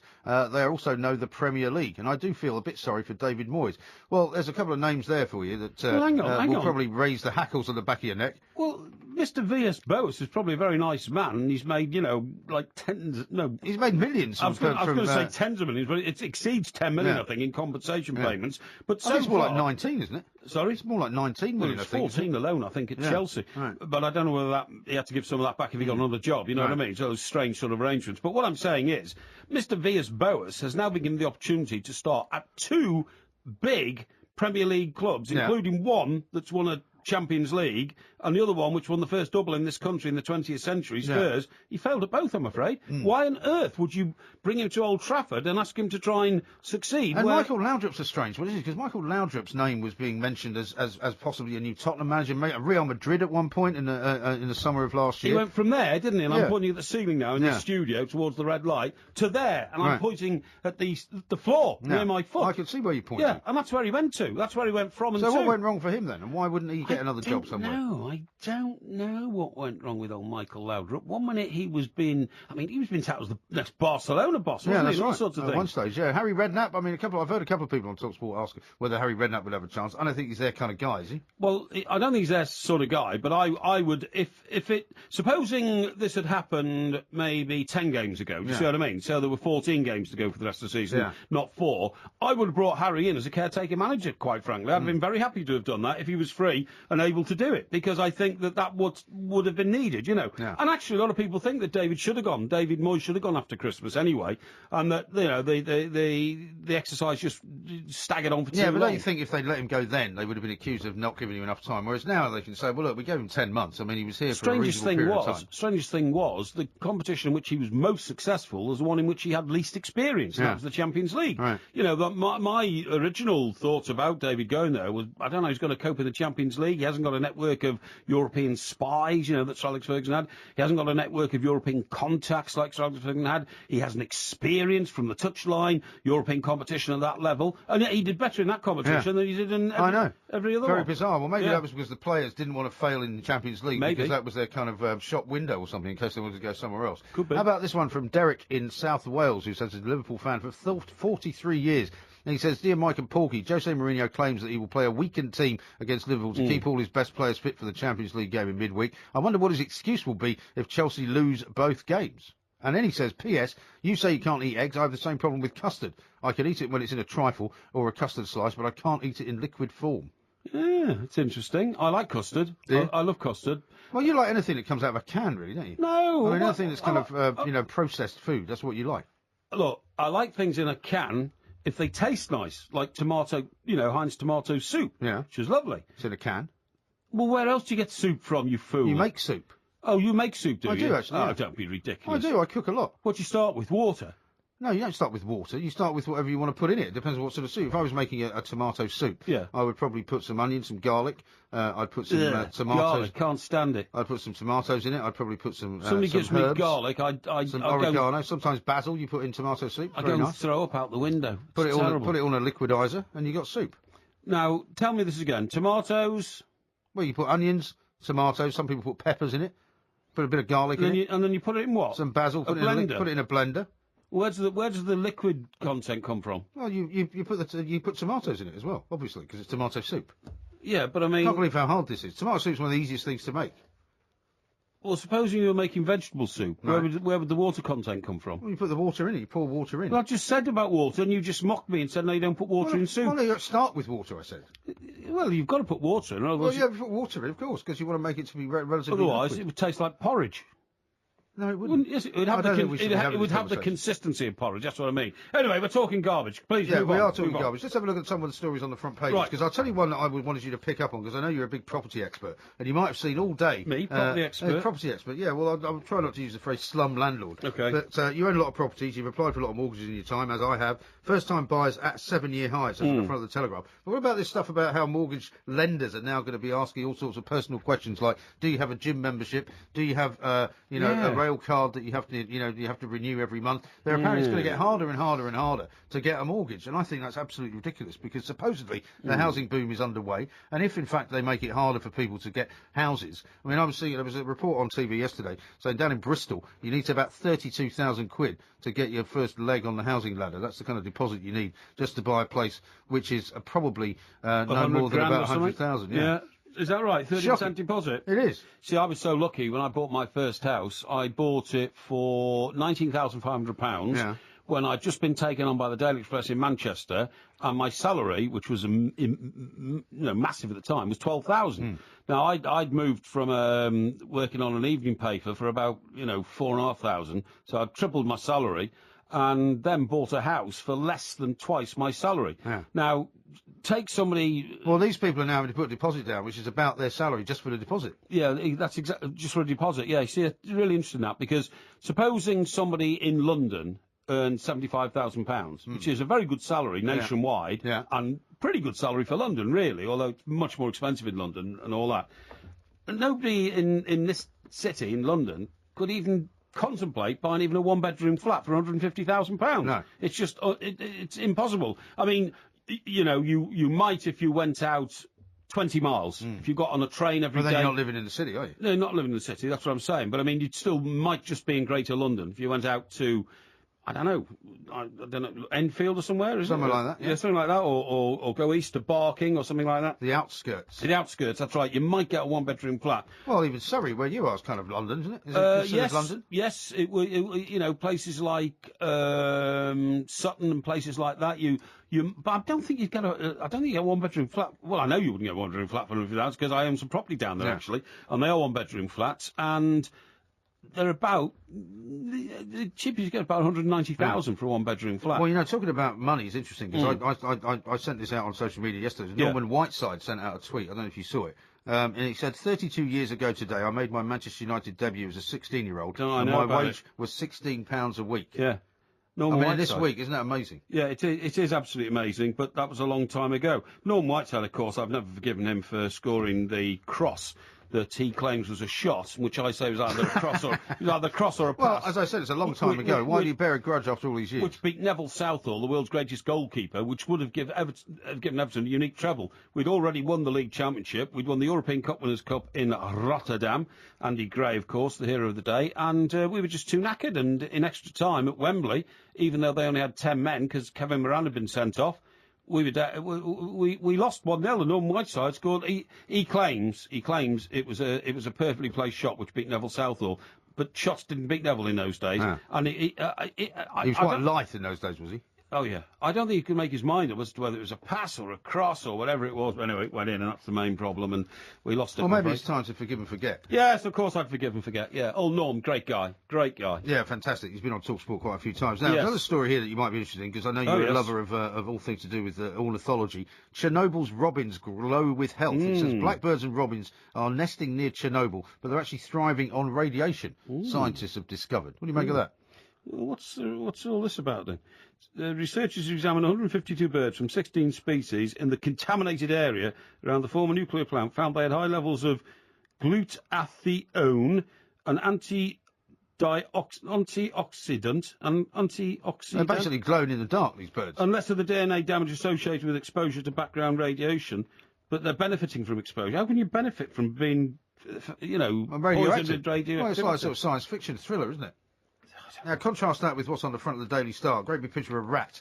Yeah, don't look at that, sorry. They're getting closer. They say 2 rats for every man, woman and child in the UK. Shock new figures have revealed. Because I always used to say when in London or New York, you're never more than about 7 feet away from a rat. I know, I don't look at that, honestly. Can't look at that. Don't like looking at that. Does that make you upset? Daily Express says coffee helps beat diabetes, slashes risk of disease by over a third section. Drinking an extra cup or 2 of coffee every day can slash the risk of diabetes. It lowers the chance of developing the dangerous condition by 11%, and the effects are immediate. Do you drink a lot of coffee? I don't really, no. This is what got me about America. You could never get a decent cup of tea. You're always drinking coffee. Every office had a coffee percolator in it, didn't it? I don't drink. I mean, the funny thing is now that we've got all these kind of coffee places, like you pop in for a cappuccino, I do all that. But I mean, there was a time when I first started working here, funnily enough, on the overnight show. They used to have a Kona machine. I used to do in an entire Kona machine with a coffee overnight. And then when I'd get home, I wondered why I couldn't go to sleep. And I couldn't go to sleep for about 7 hours. Now listen, talking about America and Coffee Man and New York and all this, what about this terribly tragic story about Mark Shand? Mark Shand, for the benefit of our listeners, is the brother of the Duchess of Cornwall. Yeah.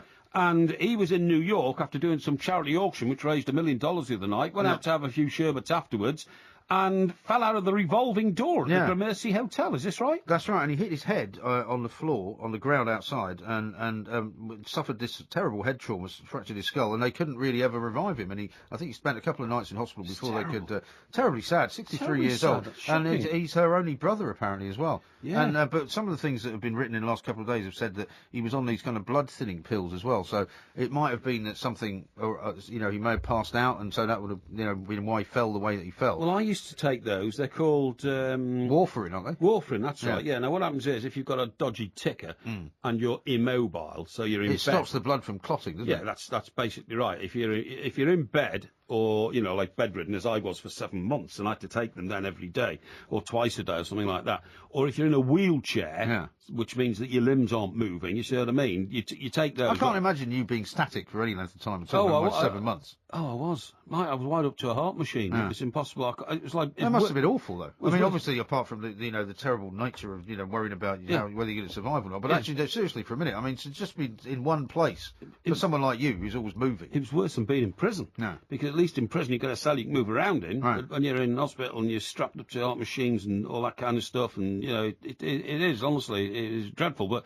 I was very, very lucky to get better, which is still a medical mystery, but I think it was mind over matter. That's what I've always put it down to. Seriously, I wanted so much to get better. Yeah. It was mind over matter. It had to happen, and I was refusing to slip away, so to speak. I don't want to be melodramatic, but I mean, it got quite desperate. Well, people do say that, don't they, about people with who've got terrible illnesses, and in some cases they've even got cancer. The mental point of view is actually what can help you and save you. It's massively important, and believe me, the doctors say, in my you look at my case notes and all that, they say that the actual psychological will to want to get. I mean, you see, the thing is, I'm not cured. I still got acute heart failure, and I have to be very careful about the things I do. Anyway, look, talking about me, this guy here. So if he's taking this warfarin and his blood thins, and he might have had a fainting session or something like that, terribly, terribly sad.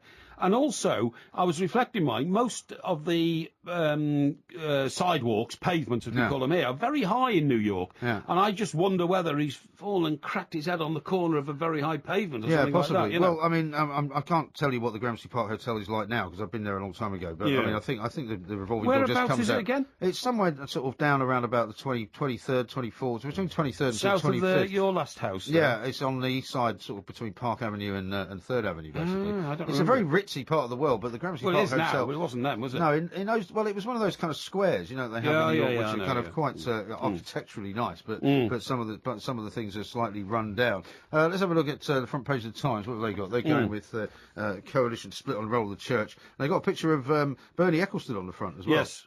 Because his court case started yesterday. What I found amazing about this, and look, we mustn't prejudge anything because it's in court, but I heard a report on one of the television you broadcast tonight saying that, well, this is going to be a long trial and all that kind of stuff. However, the trial can be substituted for a fine if the state, the prosecution or the defence put up a suitable case. Bond or something? They would put up a suitable case for a monetary amount which might resolve the whole legal process. So what, he just pays a fine and that's all?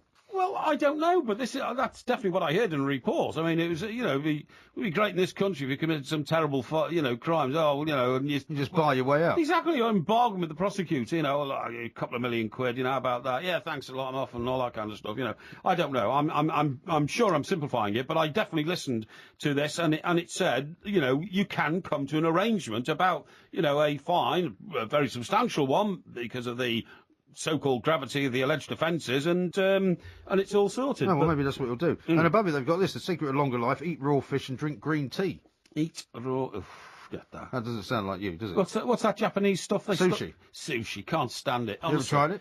No. But well, how do you know you can't stand it? Well, just look at it. It looks the fish looks almost alive, and they've got these. Some of it is. Got these crazy restaurants, right, where you sit at like a bar. And all these little bowls come past on... like a conveyor belt. A conveyor belt. Yeah. And what do? You just, like, nick a bit here, You literally just take there. it... That's the idea. You take it off the conveyor belt and pay for it at the end. Unbelievable. Unbelievable. Well, maybe they could have one for you to just have tins of sardines and kippers going by. Maybe. And some custard. Maybe. That'd be nice.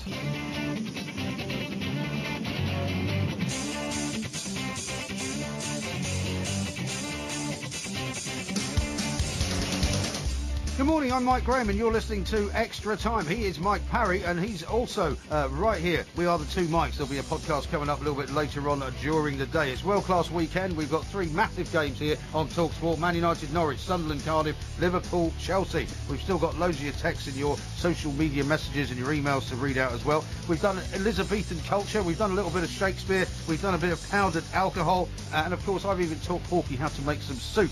Coming up, we're going to be going across to New York to find out what Norwich fans over there are expecting from Ryan Giggs and his first job as manager of Manchester United. Also, we're going to talk about living abroad and what the problems are. There's so many people now want to come back, apparently. 08717 223344. You're listening to Extra Time with me, Mike Graham, and him, Mike Parry, on TalkSport.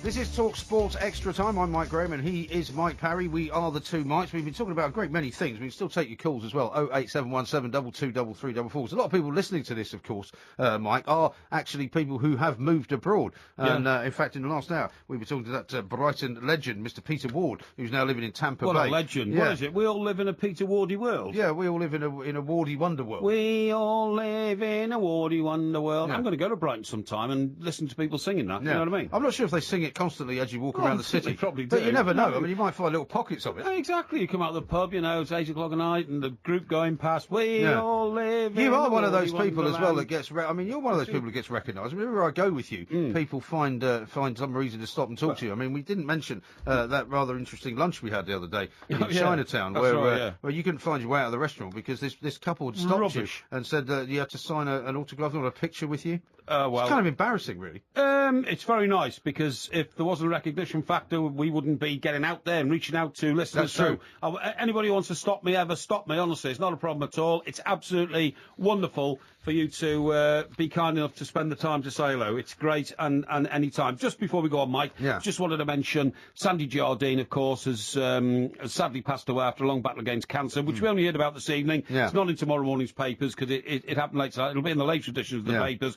But Tribute's coming in from Sir Alex Ferguson, who of course played with him at Rangers apparently, and I he know, got 38 amazing. caps for Scotland. I think I met him a couple of times when I was up there. I mean, a really decent You guy. would have done because he was. How can I compare it? Kenny Dalglish, who's still very much alive, of course, probably the greatest Celtic legend that you'll have encountered in Scotland. Yeah. Sandy Jardine, very close to being the greatest Rangers legend. You know, John Gregg, of course, was the legendary He captain. was part of the European Cup Winners' Cup team, wasn't he? Which John Gregg, of course, lifted Yeah. the trophy, and anyway, you know, rest in peace, obviously. Yeah, very sad. Ali McCoist and Sir Alex Ferguson and many other people. We'll be talking about it coming up in the final hour, actually, because we're talking to a Scottish journalist from Matt Lindsay from the Herald up there, so he'll be telling us all about that. Very good. Let's talk about this story about moving abroad, though, Yeah, no, because this is good, yeah. 1 in 4 British expats are beginning to say they want to quit Spain, and this has all just happened in the last year, because people who move to the Mediterranean countries apparently are less happy than people who stay here. Now, when I saw this on social media the other day, and when I sent it out,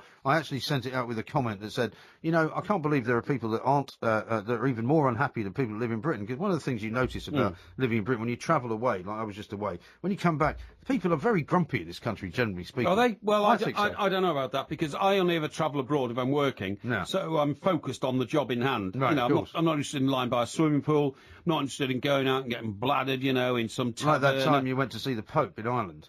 Well, that was working. I couldn't. Yeah, I know. Yeah, but we were. I couldn't have. I didn't know when we were tasting the Guinness and had a few pints. We were going off to see the Pope. That was a very sudden summons. Well, that's No, what you were there for. wasn't- yeah, well, That's why you were sent there. Didn't think I was going to meet him personally, and you're absolutely right. By the time I met him, I'm afraid I'd had rather too much Guinness. I mean, it's a terrible thing to say, isn't it, when you're meeting the Holy Father, Bishop of Rome? But anyway, there you go. Now, point of the story, what you're saying is, Mike, for 30 years we've been told what mugs we are in this country to still live in this country, Yeah. pay high taxes, have to endure a British winter, and maybe a wet which is summer. getting wetter and wetter, isn't it? Have to put up with commuting, have to put up with potholes, and told this Valhalla exists just 2 hours flight away. It's called Spain. It's the Mediterranean coast of Spain, running all the way from Gibraltar round to Barcelona, I suppose, and all that. And, I suppose it is, yeah. And you're a mug if you don't live there somewhere. You know, the very wealthiest... I must say I much prefer northern Spain. I mean, the northeast corner of Spain, where Barcelona is much nicer than southern Spain. Well, I was going to say the very wealthiest in Marbella, the Marbella Club and all that. And I've been there plenty of times. Yeah. Paul Breen-Turner lives around that sort of part of the world. Puerto Banús and all that. Puerto Banús. Sinatra's bar. Oh, all those kind of hangouts. Oh, I've been there plenty of times. Very seedy, though, down there, isn't it? Did you not think so? Well, I've been there plenty of times with old Paolo, Paul Breen-Turner, and I have to say, it's great sort of fun watching the Brits there posing around and all that kind of stuff, you know. But it's not just the Brits, is it? I mean, there's people from all over the place. Russians, a lot Germans, of Russians down there, a lot of Germans, all the big yachts. But anyway, look, the point I was going to say is this. I've got a mate who pushed off there about 20 years ago. He suddenly decided, well, he got divorced, actually, so he had to flog the house, give half of it to his wife, then with the rest of it. And even in those days, you know, he probably had a balance of about 160, 170,000 pounds. He had a house in Surrey, probably worth, you know, about 350 or something like that. So he goes up, and then, you know, he rings me up, tells me he's just bought... So he went off on his own down to Spain? Yeah, that's right, yeah. So he's bought a villa with a swimming pool, £40,000, you know, cash, paid for it. No, so he's got £100,000 left. Right. He's got no other source of income, but he, in those days, he'd have been 10 years away from pensionable age. Right. But he had a small pension from the Express Group, £200 a month. So he says, oh, you don't know what you're missing. He says, the 100,000 I've got left, he says, you could get by here spending 10,000 a year. Right. I said, what? Well, that's just as well, because that'd be keeping for 10 years, wouldn't it? Exactly. He says £200 a week. I said, how come? He said, no council tax.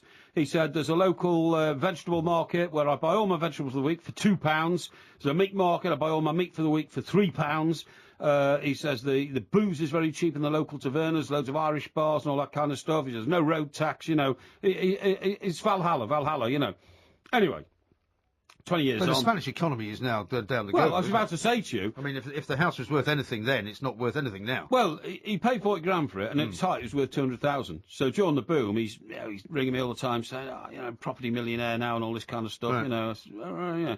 Anyway, it's now worthless, okay? The house is worthless. So you can't even sell it, basically. Because you can't even sell it, because there's another 10 in the same street, all up for sale. Right. You'd have to give it away, right?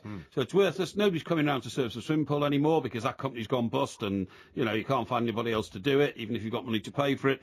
Half of the bars are closed down. Yeah. The rubbish isn't getting collected anymore. And didn't a lot of people get hit by this kind of weird sort of, you know, some of the city ordinances changed overnight? So suddenly they'd get some guy knocking on their door saying, you know, oh, yeah, this swimming pool that you've got here, you haven't got permission for that, and then they start hitting them with all these taxes as well. It wasn't just ordnance, it was the fact that there was a terrific amount of corruption where mayors of the local towns would go and suddenly acquire, you know, a few acres at the behest of a developer who wanted to build there. The mayor would get a payoff for signing a bit of paper saying there's your planning permission to build, and they found it's all illegal. So they've actually literally pulled some of them down. Yeah. And those that they haven't pulled down they've had all the services cut off. So there's no sewerage, no electricity, nothing like that, and people just have to move out, you know. So it's become anyway, this mate of mine who's now into his 70s gives me a call the other night, you know, could I get hold of some bigwig in the journalist charity that you and I remember of. What's it called? The NUJ, is it? Well, the NUJ's the union. It's a charity. I can't remember what it's called. It's a press fund or something. It's press fund. That's Newspaper Press Association, NPAs or something. Newspaper Press Fund. It's Newspaper called. Press Fund. Newspaper Fund. They have a big ball every year, which raises hundreds of thousands. It raises money basically for journalists who are down on their luck, which is quite a lot of them. It raises money for journalists ex-wives and booze who have literally drunk themselves into, you know, disability over 50 years, and they've got to. Having said that, let's be absolutely fair. It's a fantastic charity. It is. And not every member of... And they have these homes, what are they called, Mike? Retirement homes. Retirement homes for journalists who are down on their luck. And let's be absolutely fair.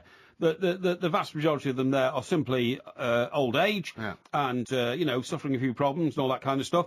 And But some of them have had heavy drink problems because we all have in every profession. Anyway, the point of my story is, to sub it down, as I say, newspaper expression, this mate of mine's run out of dosh, he's got no money, can I get hold of an official from the retirement home place? He needs to come back and wants to move into a retirement home. That to me is a very sad end. It is a sad end. So he can't sell his house, so what's he going to do with his house then? No idea, I'd probably just leave it, like just you walk did away in from it. New York, walk over the East River, throw the keys in and push off and divulge yourself of all responsibilities. Well, there was a reason for that, but I won't go into it here because it might involve you. No, it doesn't involve me at all. Of course it does. Point is, you paid massively over for it in the property bubble, and it sunk, you had no money, and you just ran off from your responsibilities.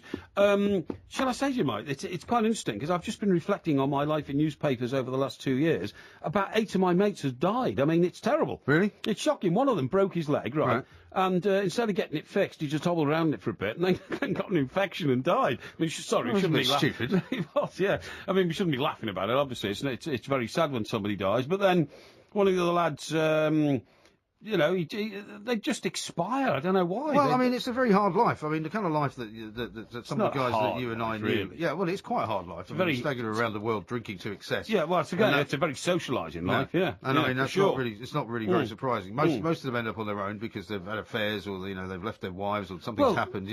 One of our mates, he married just about every woman he fell for. Usually air hostesses. Yeah. Got married 3 times in this country, then went bankrupt. Right. So then he got a Christian conscience about the world, so he decided to push off to Africa, believe it or not, literally living in a mud hut, building schools for children, deprived children. Absolutely fantastic. So there is salvation. Well, yeah, but he was 70 by this time, and he fell for a local girl, the daughter of a tribal chief. He married her. Right. And he moved out there, lock, stock and barrel, and he became like Dr. Livingstone, like the Dr. Livingstone, I presume. Yeah, the big chief in the village and all that. Well, he only lasted a year and he died. And they couldn't even find the money to ship his body back and all this kind of stuff. People do get themselves into some very weird people, don't you? You know him. I'm talking about Michael O'Flaherty. Oh, yeah, I do know him, yeah. He wasn't a mate of mine, though. Well, but I mean, you know what I mean. He was of that era. He was. He was of that era. Fortunately, I was not of that era. You were closer to it than I was. Do you remember in New York? Remember in New York, we used to go into Costello's, didn't we? There was a bloke there, I can't remember his name now, but he never stopped moaning about, this and that, and wasn't getting his expenses, didn't get paid enough and all that. And then he got terminal cancer, and he never moaned about it. He just used to come in and keep drinking. He was getting thinner and thinner and thinner, no joke. And then eventually, he was taken to a hospice and he died. And the amazing thing was that he'd sort of lost touch with all his relatives back in England. He'd been over there for so long, he'd been 30, 40 years. And so in the end, you won't believe this, but old Stan, what's his name, who used to run our office. Stan Mays, yeah. Stan Mays said, Stan was been on the whiskey for 40 years with Ralph Champion, the guy from the Mirror. Yeah. And sadly, they're both dead now. But this guy said, well, I'm not sure what to do with, the name of the guy who died. His name I can't remember. But his ashes arrived in the office. So Stan put them in the overnight bag. Sent them back to London. Sent them back to London. With the return papers, with the invoices, with the pictures that we were sending back to the picture desk. And this guy's ashes actually went in what you call the weight bag, the weighing bag. And he went back in the hold of a British Airways jumbo jet, along with everybody's luggage. I mean... Terrible way to have an end, isn't it? It's a sad end. Very sad end. Yeah. A very sad story as well. Coming up next, we're not going to be quite so sad. We're going to have a look ahead to all the games coming up this weekend. It's a world-class weekend, we should call it. And we're going to also check back and see how you did on the predictor last week, because I don't think you're going to find that you got very many right, Mr. Parry. It's all coming next on TalkSport.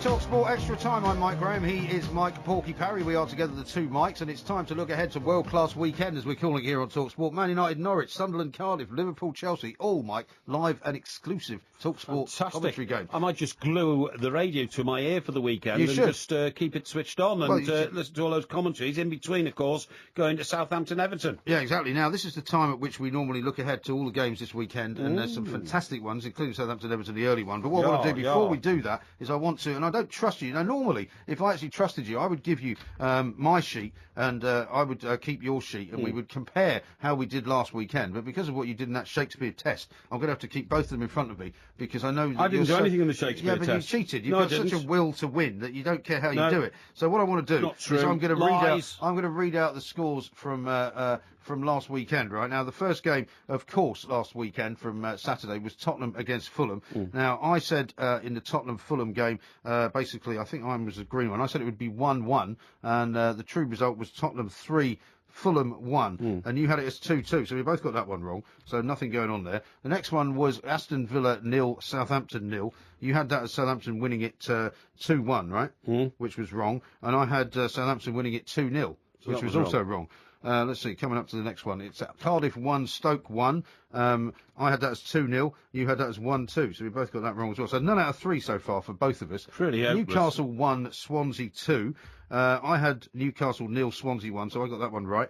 And you had Newcastle 0, Swansea 2, so you got that one right as well. So there you go. West Ham, Crystal Palace next. West Ham 0, Crystal Palace 1.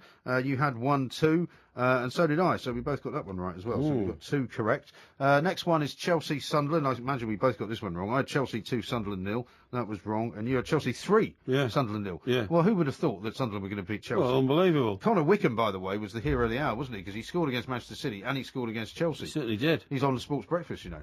Hey? He's on the Sports Breakfast. Tomorrow morning? Yeah, well, this morning in a few hours' time. Excellent. Then on Excellent. Sunday, right, Norwich, Liverpool. Norwich 2, Liverpool 3.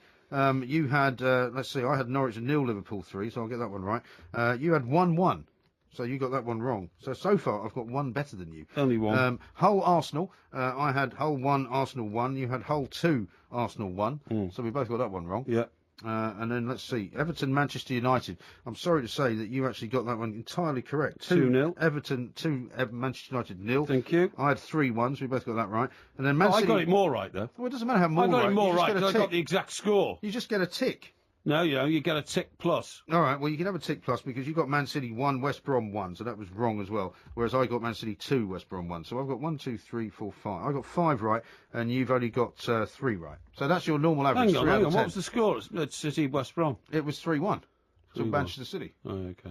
So I'm afraid, as usual, you've done much more poorly than me. Rubbish. Let's go through this one half point. Right, let's go through this weekend's game. Southampton, Everton, which I'm hoping you're going to be attending. I'm going to say actually 2-2 for this one. Oh, you're a thickhead. It's 1-2. Southampton 1, Everton 2. Why do you have to turn it into some kind of, game of, throwing horrible names at me? What thickhead? You think it's a horrible name? Thickhead's quite a horrible name. I don't think it's quite affectionate. All right, Fulham, Hull. I'm going to say Fulham 1, Hull 2. I'm going to say Fulham 1, Hull 0. Stoke City against Tottenham. I can't say I'm looking forward to this game, but I'm going to say Stoke City 1. I can't predict Tottenham anymore, you know. No. 'Cause I've no idea what sort of team they're going to put out. And I've no idea whether they're going to be any good. I'm going to say it's going to be 1-1. I'm going to say Stoke 2, Tottenham 1. Okay. Swansea, Aston Villa. Swansea need a win. Aston Villa need a win as well, but Swansea probably in a slightly better place. I'm going to say Swansea going to win this one. Swansea 2, Aston Villa 1. I'm going to say Swansea 1, Aston Villa 2. Because, again, you can't predict Villa, the erratic results that Villa... I mean, on the opening day, people have forgotten. They went to Emirates and won. Yeah, I know. Absolutely staggering. West Brom, West Ham. Yeah. Again, another one that's quite hard to call, really. West Brom need to get a win. West Ham are safe, aren't they? Yeah. Can you see West Ham winning this one? No, West Brom 2, West Ham 0. Well, you just said no. I asked you if you could see West Brom winning it. Oh, I thought you said West Ham winning it. All right. No. Well, I'm going to go West Brom 1, West Ham 1. There's 2 Wests there, a Brom and a Ham. So, your enunciation is actually important in those sort of situations. It is. Okay? I'm terribly sorry if you misheard me. Now, the next game is the first live TalkSport commentary game, Manchester United Norwich. The first game we were talking about an awful lot, of course. Yep. And it's the first game that Ryan Giggs is in charge of, along with the class of '92. And James Copland, who's a Norwich City fan in New York City, is going to talk to us now because we'll find out from him what he thinks is going to happen. James, a very good morning to you. Welcome to the show. Hi, how are you? Yeah, very well indeed. What are you doing in New York, James? What am I doing? I've been here about 11 years now. Oh, really? Oh, okay. I'm well settled with so the you rest must of the New be York so you must be a bit more used to it than. Do you miss Norwich?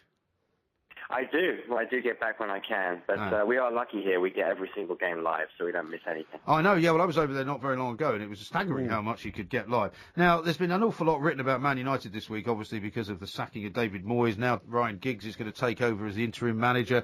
The feel-good factor is kicking in, supposedly at Old Trafford. The runes are not good for Norwich, are they? I don't know. I mean, you got to look at our performances the last couple of weeks, and the team's definitely been up for it now. We've had a managerial change. There looks like to be a lot more desire and passion about the side. They were great against so Liverpool, sure. to be fair, weren't they? Yeah, they were, and then they were playing a team that had something to play for. Whereas when they go to Man United, they may have have Giggs in charge and a bit of a feel-good factor. But I think a lot of those players may even be thinking about the World Cup and maybe a bit of a vacation beforehand. So I'm not sure they're going to be up to some of the tackles that we were putting in on Sunday. Yeah, James, I think you're very unlucky because there are certain times of the season when you just fall unlucky in that particular fixture.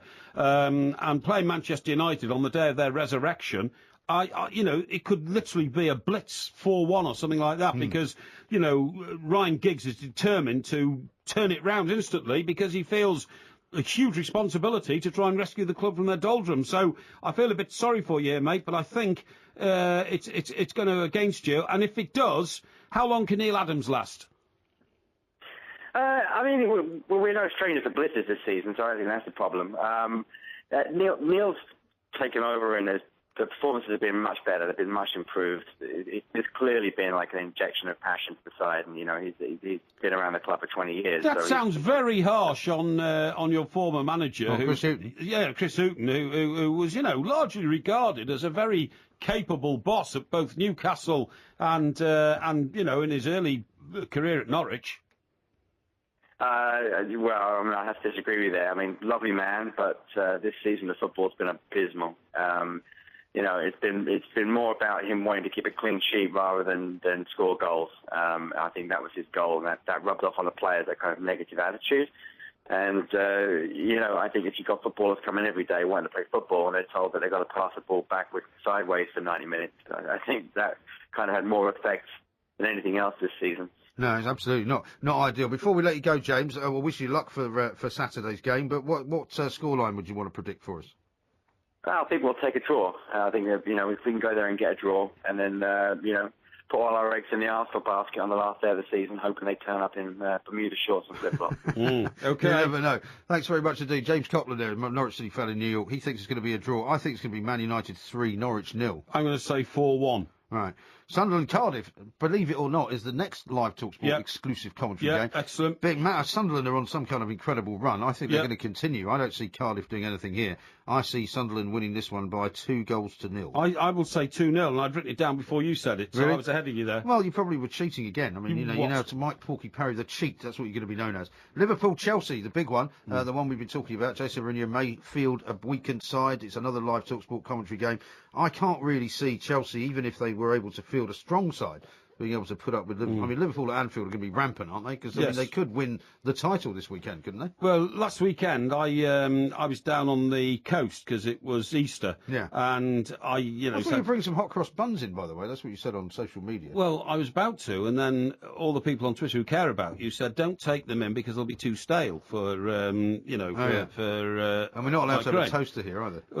Anyway, the point is, they weren't stale because I wouldn't have brought them in. They were all in little packets of 4 in sealed cellophane, and the sell-by date wasn't until the day after tomorrow. Right. But I thought that, with you taking so much notice of people in Twitter who are always attacking me, you would use that as a cross to beat me with, or a whip to beat me with, and you wouldn't appreciate them, so I've thrown them all away. You're going to give them to the ducks?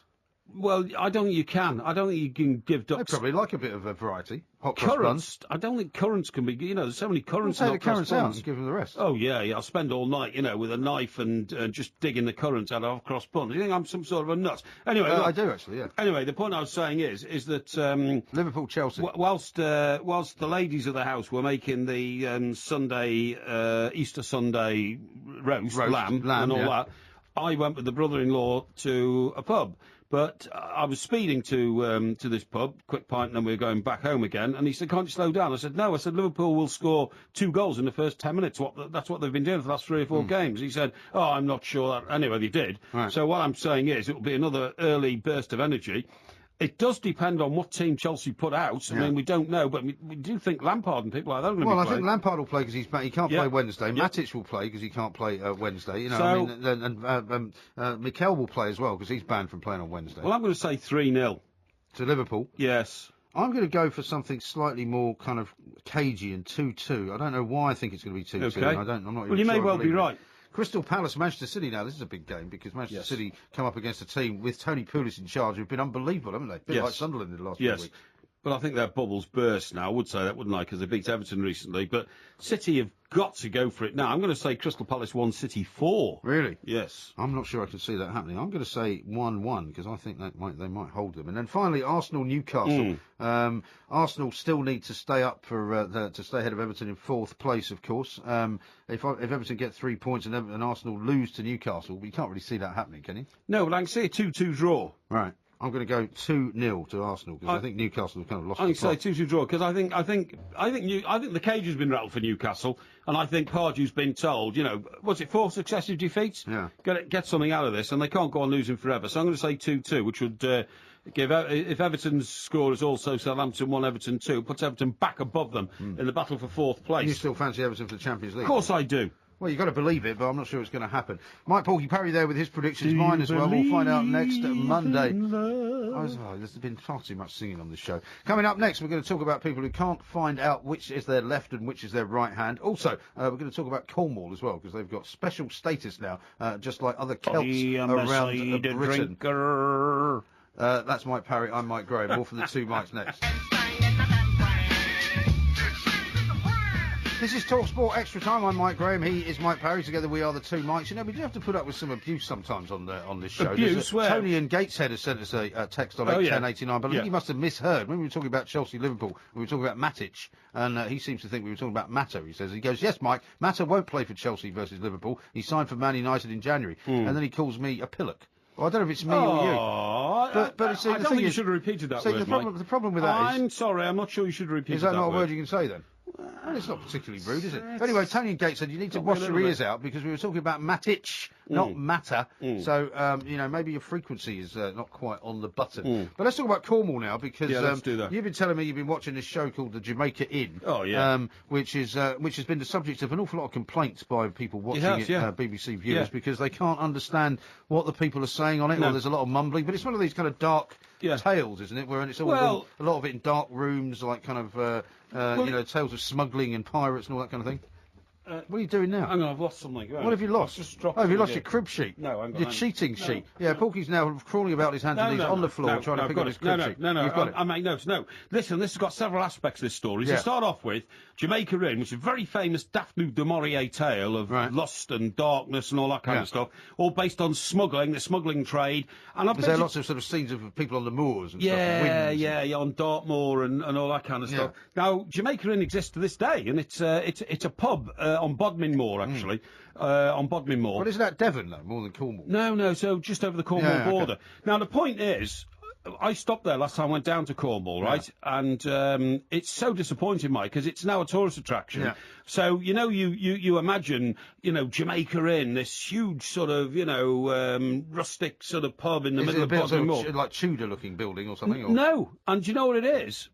So you think you go in, you sit down at a table, and a buxom wench comes out with frothing, bottles, casks of beer and all this kind of... No. None of that. It's a queue up. The restaurant is a cafe, and it's a queue up with your tray, and you go along. It's not even a proper pub then. No, it's like a motorway service station. Oh dear. But then the other bit of the pub, very small room for you to go and have a drink. Yeah. But I mean, tourists who come from miles around must be absolutely disappointed. But you can find lots of pubs like that in Cornwall, though. Real pubs. I mean, not like that one. Well, it's not Jamaica Inn, not the current one today. Anyway, point of my story is, this is all about the smuggling trade and all that, and it was over 3 nights, Monday, Tuesday, Wednesday. Could easily have been condensed into one night of 90 minutes. Yeah. It's far too long and drawn out. So is that it then? It was just a 3-part series. 3-part series. Yeah. Some horrible scenes where the wreckers lure the ships onto the rocks and then they steal all their cargoes, but they drown the crews. When the crews struggle ashore, exhausted by trying to save themselves, they then get hold of them, put their heads underwater and drown them. It's horrible stuff. Right. But the point of the story is, the main complaint is they couldn't hear anything the actors were saying. Now, and is that because it was just in hushed tones, or was it because of the dialect? Or well, it's 2 reasons. First of all, they had to make them all, very Cornish people talking like this, and now a lot of the characters were You haven't been doing so much as you're speaking. No. By the way, I should warn you that the Cornish people are now protected. Oh, well, I was going to tell you about that. So you can't make fun of them anymore. Whatever you do, don't be making fun of them. This is why this is a multifaceted story. Yeah. Let me read this to you. The Cornish are to be recognised as a national minority group for the first time. Danny Alexander, the Chief Secretary of the Treasury, said it means that Cornish people will receive the same rights and protection as Britain's other Celtic people, the Scots, the Welsh and the Irish. What about the English? right? Well, the English aren't a minority. Yeah, but we're persecuted. Yes, You very feel much persecuted? so. Yeah, Why? I do feel persecuted. Why do you feel persecuted? As an Englishman, I don't get free prescriptions. They do in Scotland. I don't get free education. They do in Ireland.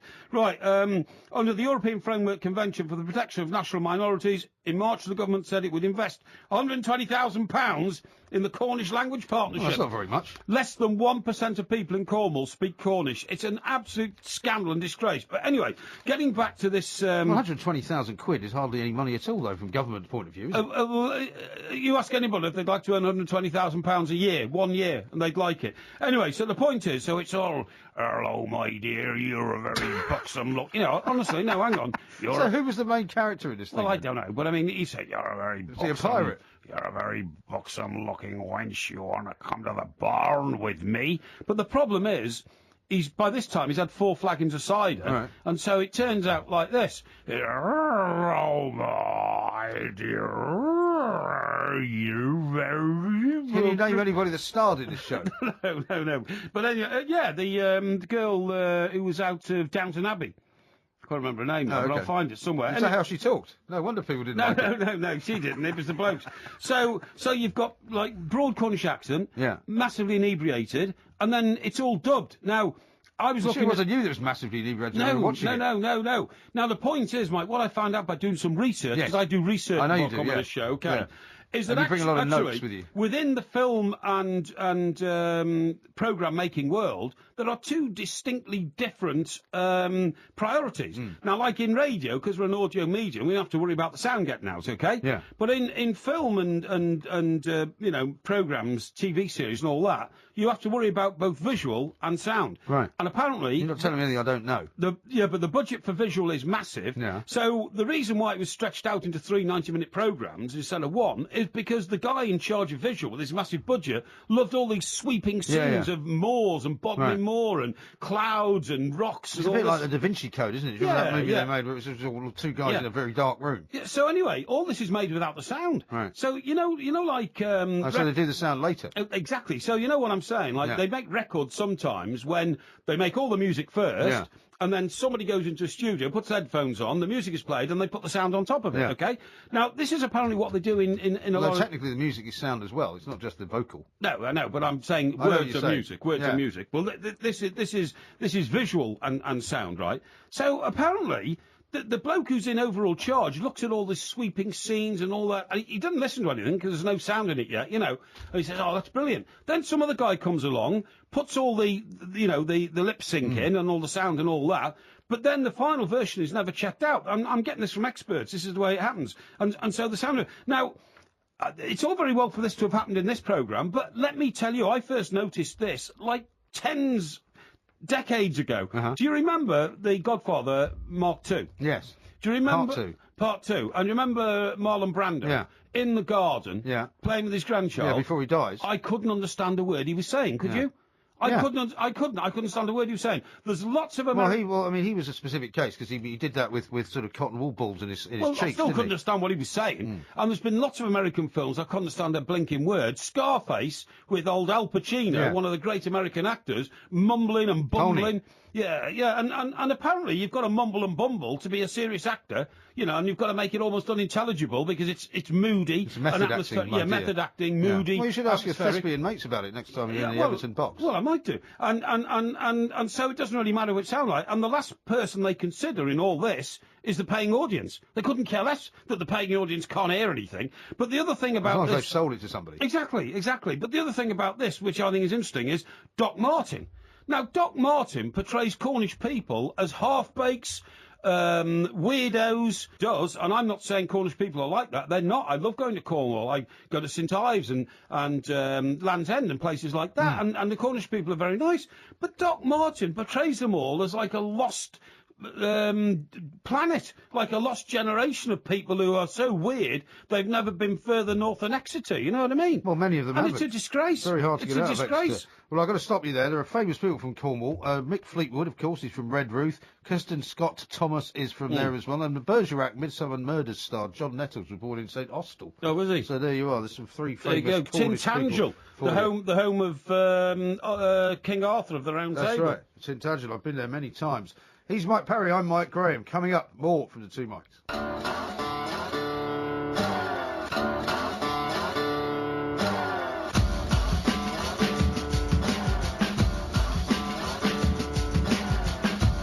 for Extra Time. I'm Mike Graham. He is Mike Porky Parry. Coming up in the next hour, Bruce Grobbelaar is going to join us. He's going to look ahead to that one of 3 live TalkSport commentary games, Liverpool against Chelsea. We'll look ahead. We'll look back rather on the Europa League from last night as well. We haven't talked about the Europa League actually, but we should maybe do that just before you go. Not many people care about it. Yeah, well, I think a lot of people liked it better than the Champions League games, but that's another story. Let's talk first of all about a couple of things, because I'm slightly puzzled. You've been a bit sort of mysterious about these 2 things that you spotted earlier on. One about you told me the other day that there's loads of people who don't know their left from their right hand. I've never met anyone who doesn't know that. I was in a taxi in Portsmouth, right, and I noticed that the driver had on the back of his hands what I thought were tattoos.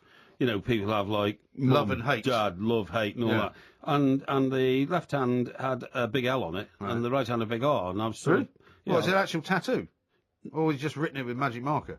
I don't know, to be honest, but there was an L on the back of his left hand and on the back of the right, and it didn't immediately occur to me it was left and right. I thought it might be like, you know, that sort of thing that David Beckham's got up his arm, and it's written in Sanskrit or something. I thought it might be something like that, you know. I don't know why I thought some guy in Portsmouth was speaking Sanskrit, but anyway, you know, it's that sort of place, Portsmouth. It's a port. Well, I don't think you speak Sanskrit, do you? I think that's one of those, like your Shakespeare conversation, I think it's something you write down, Sanskrit. I don't think you actually read it, Is it? Yeah, well, somebody must be able to read it, because if you didn't, you wouldn't have anything to write. Anyway, the point of the story is, I just sort of mused, you know, about what, and he said, "Oh, sorry about that, but I've got an affliction. I can't tell my left from my right." Is there a name for this affliction then? Well, I've talked to our producer out there all day. He says it's very similar to dyslexia. Yeah. Well, Will behind the glass was just saying his mum has the same problem. Oh, is that right? Yeah. What? Can't tell left and right. Yeah. So I said, well, that's you know, it can be a bit of a problem, that I suppose, can't it? And well, especially if you're driving. Well, yeah, but you see,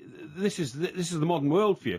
In the days when his controller could speak to him on the radio and tell him, you know, you go up this road to that road and then, you know, turn by the pub which is on the near side and all that, give him directions like that, it was fine.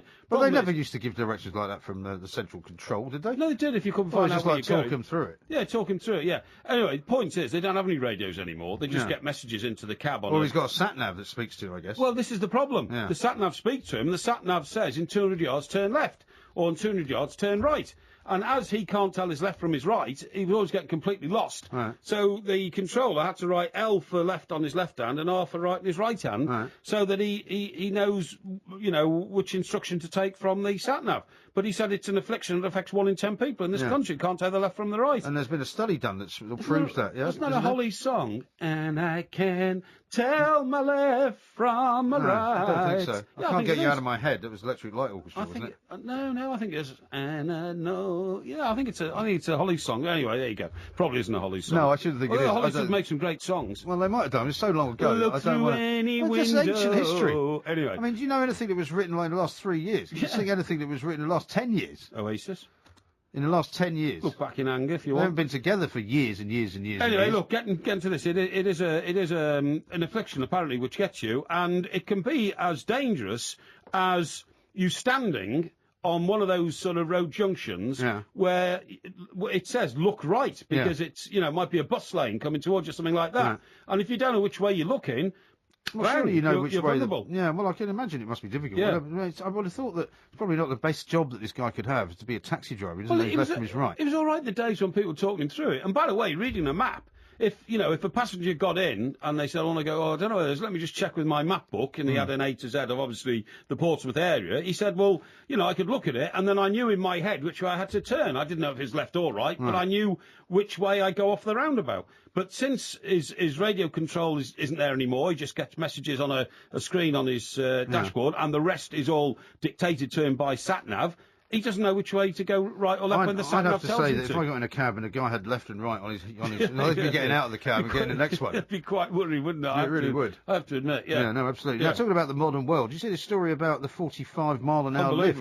This is in China. right? Yeah. They've decided that they want to get this skyscraper sorted out so they get the fastest way of getting from the bottom to the top. That's right. And they want to get a 45-mile-an-hour lift. Now, Yeah. I don't know if you remember the World Trade Center lifts, but they used to have a parachute on them, didn't they, when you came down, because they had the express lift from the, I think it was from something like the 30th floor Yeah. all the way up to the 106th. Yeah. And so they came down so quickly that they had a parachute that would sort of What do you open. mean a parachute? Parachute inside the lift shaft Well, to help it slow. Like a parachute that the parachute regiment use. Yeah, a parachute. Well, how many other kinds of parachutes are there? Well, Mike, every time you use a parachute, you have to repack it and put it back into its container. It wasn't so precisely it works like... next time. Yeah. Well, so this, don't, well, this was don't an treat awesome... me as I'm some sort of half-baked asking about parachutes when a parachute can only be used once. How many parachutes have they got on top of the lift in the World Trade Centre? Well, I thought you just... 30? 50? No, I just How thought many? I thought you just said... Or is there some... hang on. Well, are you going to let me answer, or are you just going to keep babbling Is on? there some little fella who comes in and changes the parachute every time the lift comes down to ground floor? Yeah, they had some Oompa Loompas up there.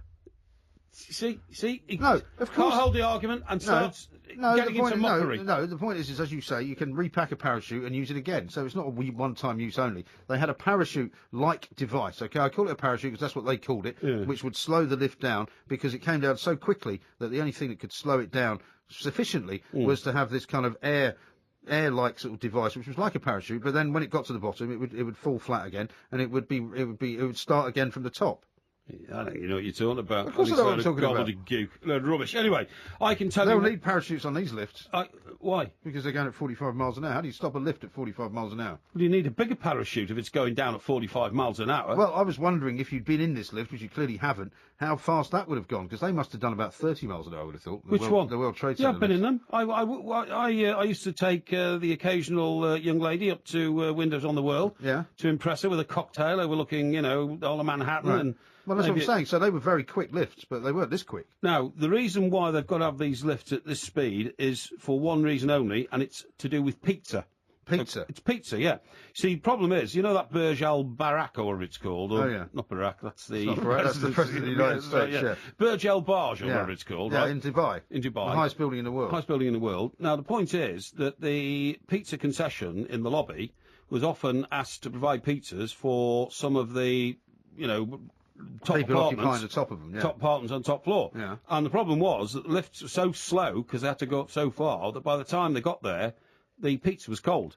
But a lot of those buildings, they have kind of different levels of lifts, don't they? You can only go up a certain level, and then you have to get another lift. Yeah, exactly. So you might have had to change lifts and all that kind of stuff, right? They haven't done it just for pizza, Yes, surely. yes, I'm certain they have. So what they had to do is they had to put pizza ovens in the lifts to keep the pizza hot, so that by the time What? yes, so by the time I'm going to have to look at this story and see whether there's any reference to pizza. You know, pizza ovens in a lift. Yes, you do. That'd be ridiculous. You do, believe me. And so by the time they got to the top, the pizza was still warm. Okay. Yeah. So what they've decided to do here to get And over of course, in China, Yeah. pizza's very popular, isn't it? Of course, it's very, very popular. And to get over the pizza problem, they've decided that they are going to have the super fast lift, and that will that will help eradicate the pizza problem. Of course, it'll make They're going to do 95 quicker. floors in 43 seconds, which is absolutely incredible. The building's going to open in 2016. Doesn't say anything here about the reason being because they want to keep pizza warm. Well, I know that to be a fact because I'm a student of high building technology. I've got a fantastic book at home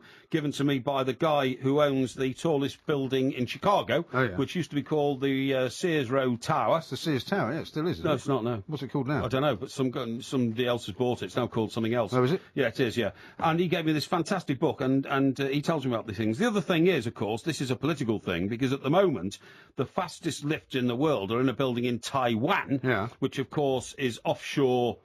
Exiled China, isn't it? You know what I mean? Yeah. And anything that Taiwan does, China have always said since they became wealthy, we can do better. So that's another reason why they've got it. Well, you have to wonder how tall buildings are going to get, don't you? Because I mean, it's called the Willis Tower, I think I'm told now, the former Sears Tower. I mean, that was a massive building. I mean, the World Trade Center was huge. Yeah. I mean, then they built that one in Malaysia, then they built the one in Dubai. Yeah. I mean, how much taller are these buildings going to get? Well, I don't know the answer to that one, but I mean, there must be a breaking point when the human body starts to act very differently at a height which is unsuitable for eating pizza. Well, for eating pizza, yeah, but for the metabolism and the physiology of your body. Yeah. And if you work there like now they say that, people who sit down all day get bad backs and all that kind of stuff. I bet you'll find one of these days that people working in those sort of heights continually will start getting fat and squat because 95% of your body is water, and the water in your body will sink down into your ankles and your legs. Looking a bit more like you mean? No, not looking any. No. I mean, Mike, honestly, you've heard this expression about glass houses and stones. Yeah, and all I have, that. yeah. Yeah, I mean, if anybody looks fat and squat I don't look in fat this and squat. studio... Not when if I stand next to and you, by I the way, don't. there's only two of us in here. Not if I don't stand next to you. It's you, man. Tell you, it's you. Okay, that door's just about wide enough for you to get through, right? I don't wish to be rude. No, you but are that's being a fact. rude. Now you're being silly. That is... I'm not being No, silly. you're being silly. So much so. That Now, is we're a fact. almost coming to the end of our 3-hour special, so Yeah. I want to ask you about one more thing, which has something to do with your personal habits. Right. Going out on your own, there's a piece of the paper this morning That's right. about why going out on your own is the new black, or whatever you want to call it. It's the new thing to do. Yeah. And why should anybody be ashamed of it? No, nobody Because should. you go out on your own all the time, don't you? Yeah, I do. But that's mostly because you can't find anyone to go out with. No, it's not. It's because if I go out on my own, then I'm not beholden to anybody. I'm not putting pressure on anybody. Nobody's beholden to me. Do you not crave the company of a fellow human being, though? Well, yeah, but you see, the point this was a feature about, from a writer. And what she said is, and it's a woman, and I found, I It's admire Virginia her. Blackburn, isn't it? I know Virginia Blackburn. Yeah, that's right. Yeah, and she says I go out my own all the time. And she went out on her own once. She went to a theatre, and in the half-time break, she was having a glass of vino. And there's another woman there who was on her own, who looked incredibly glamorous, and it turned out to be Lorraine Kelly? No, Fisher? Luton Airport. Ooh. Oh, yeah. Luton Airport. Yeah. Ooh. What's that actress called? I can't remember. Yeah, she was. Yeah, she. Another thing from ancient history. No, hang on. I made a note about it, but I can't find my notes now. Now, the point is, she was just a sort of model, and then she got into that advert. Lorraine Chase, is that it? Lorraine Chase, he's the pilot. It was the Cinzano advert. No, hang on. He's the pilot of the plane that's taking us all home to Luton Airport. Ooh, ooh, ooh. Didn't remember that song? No. Yeah, I do. No. I do, yeah. I do. And You're like somebody, the only things you remember are from about 38 years ago. That's because I can't remember what happened yesterday. That's because I've got a great memory. But anyway, look, the point is, she said she went out, she met her, she was on her own, and... well, I know Virginia, so maybe if you'd like Yeah. to go out with her, I could set it up for you.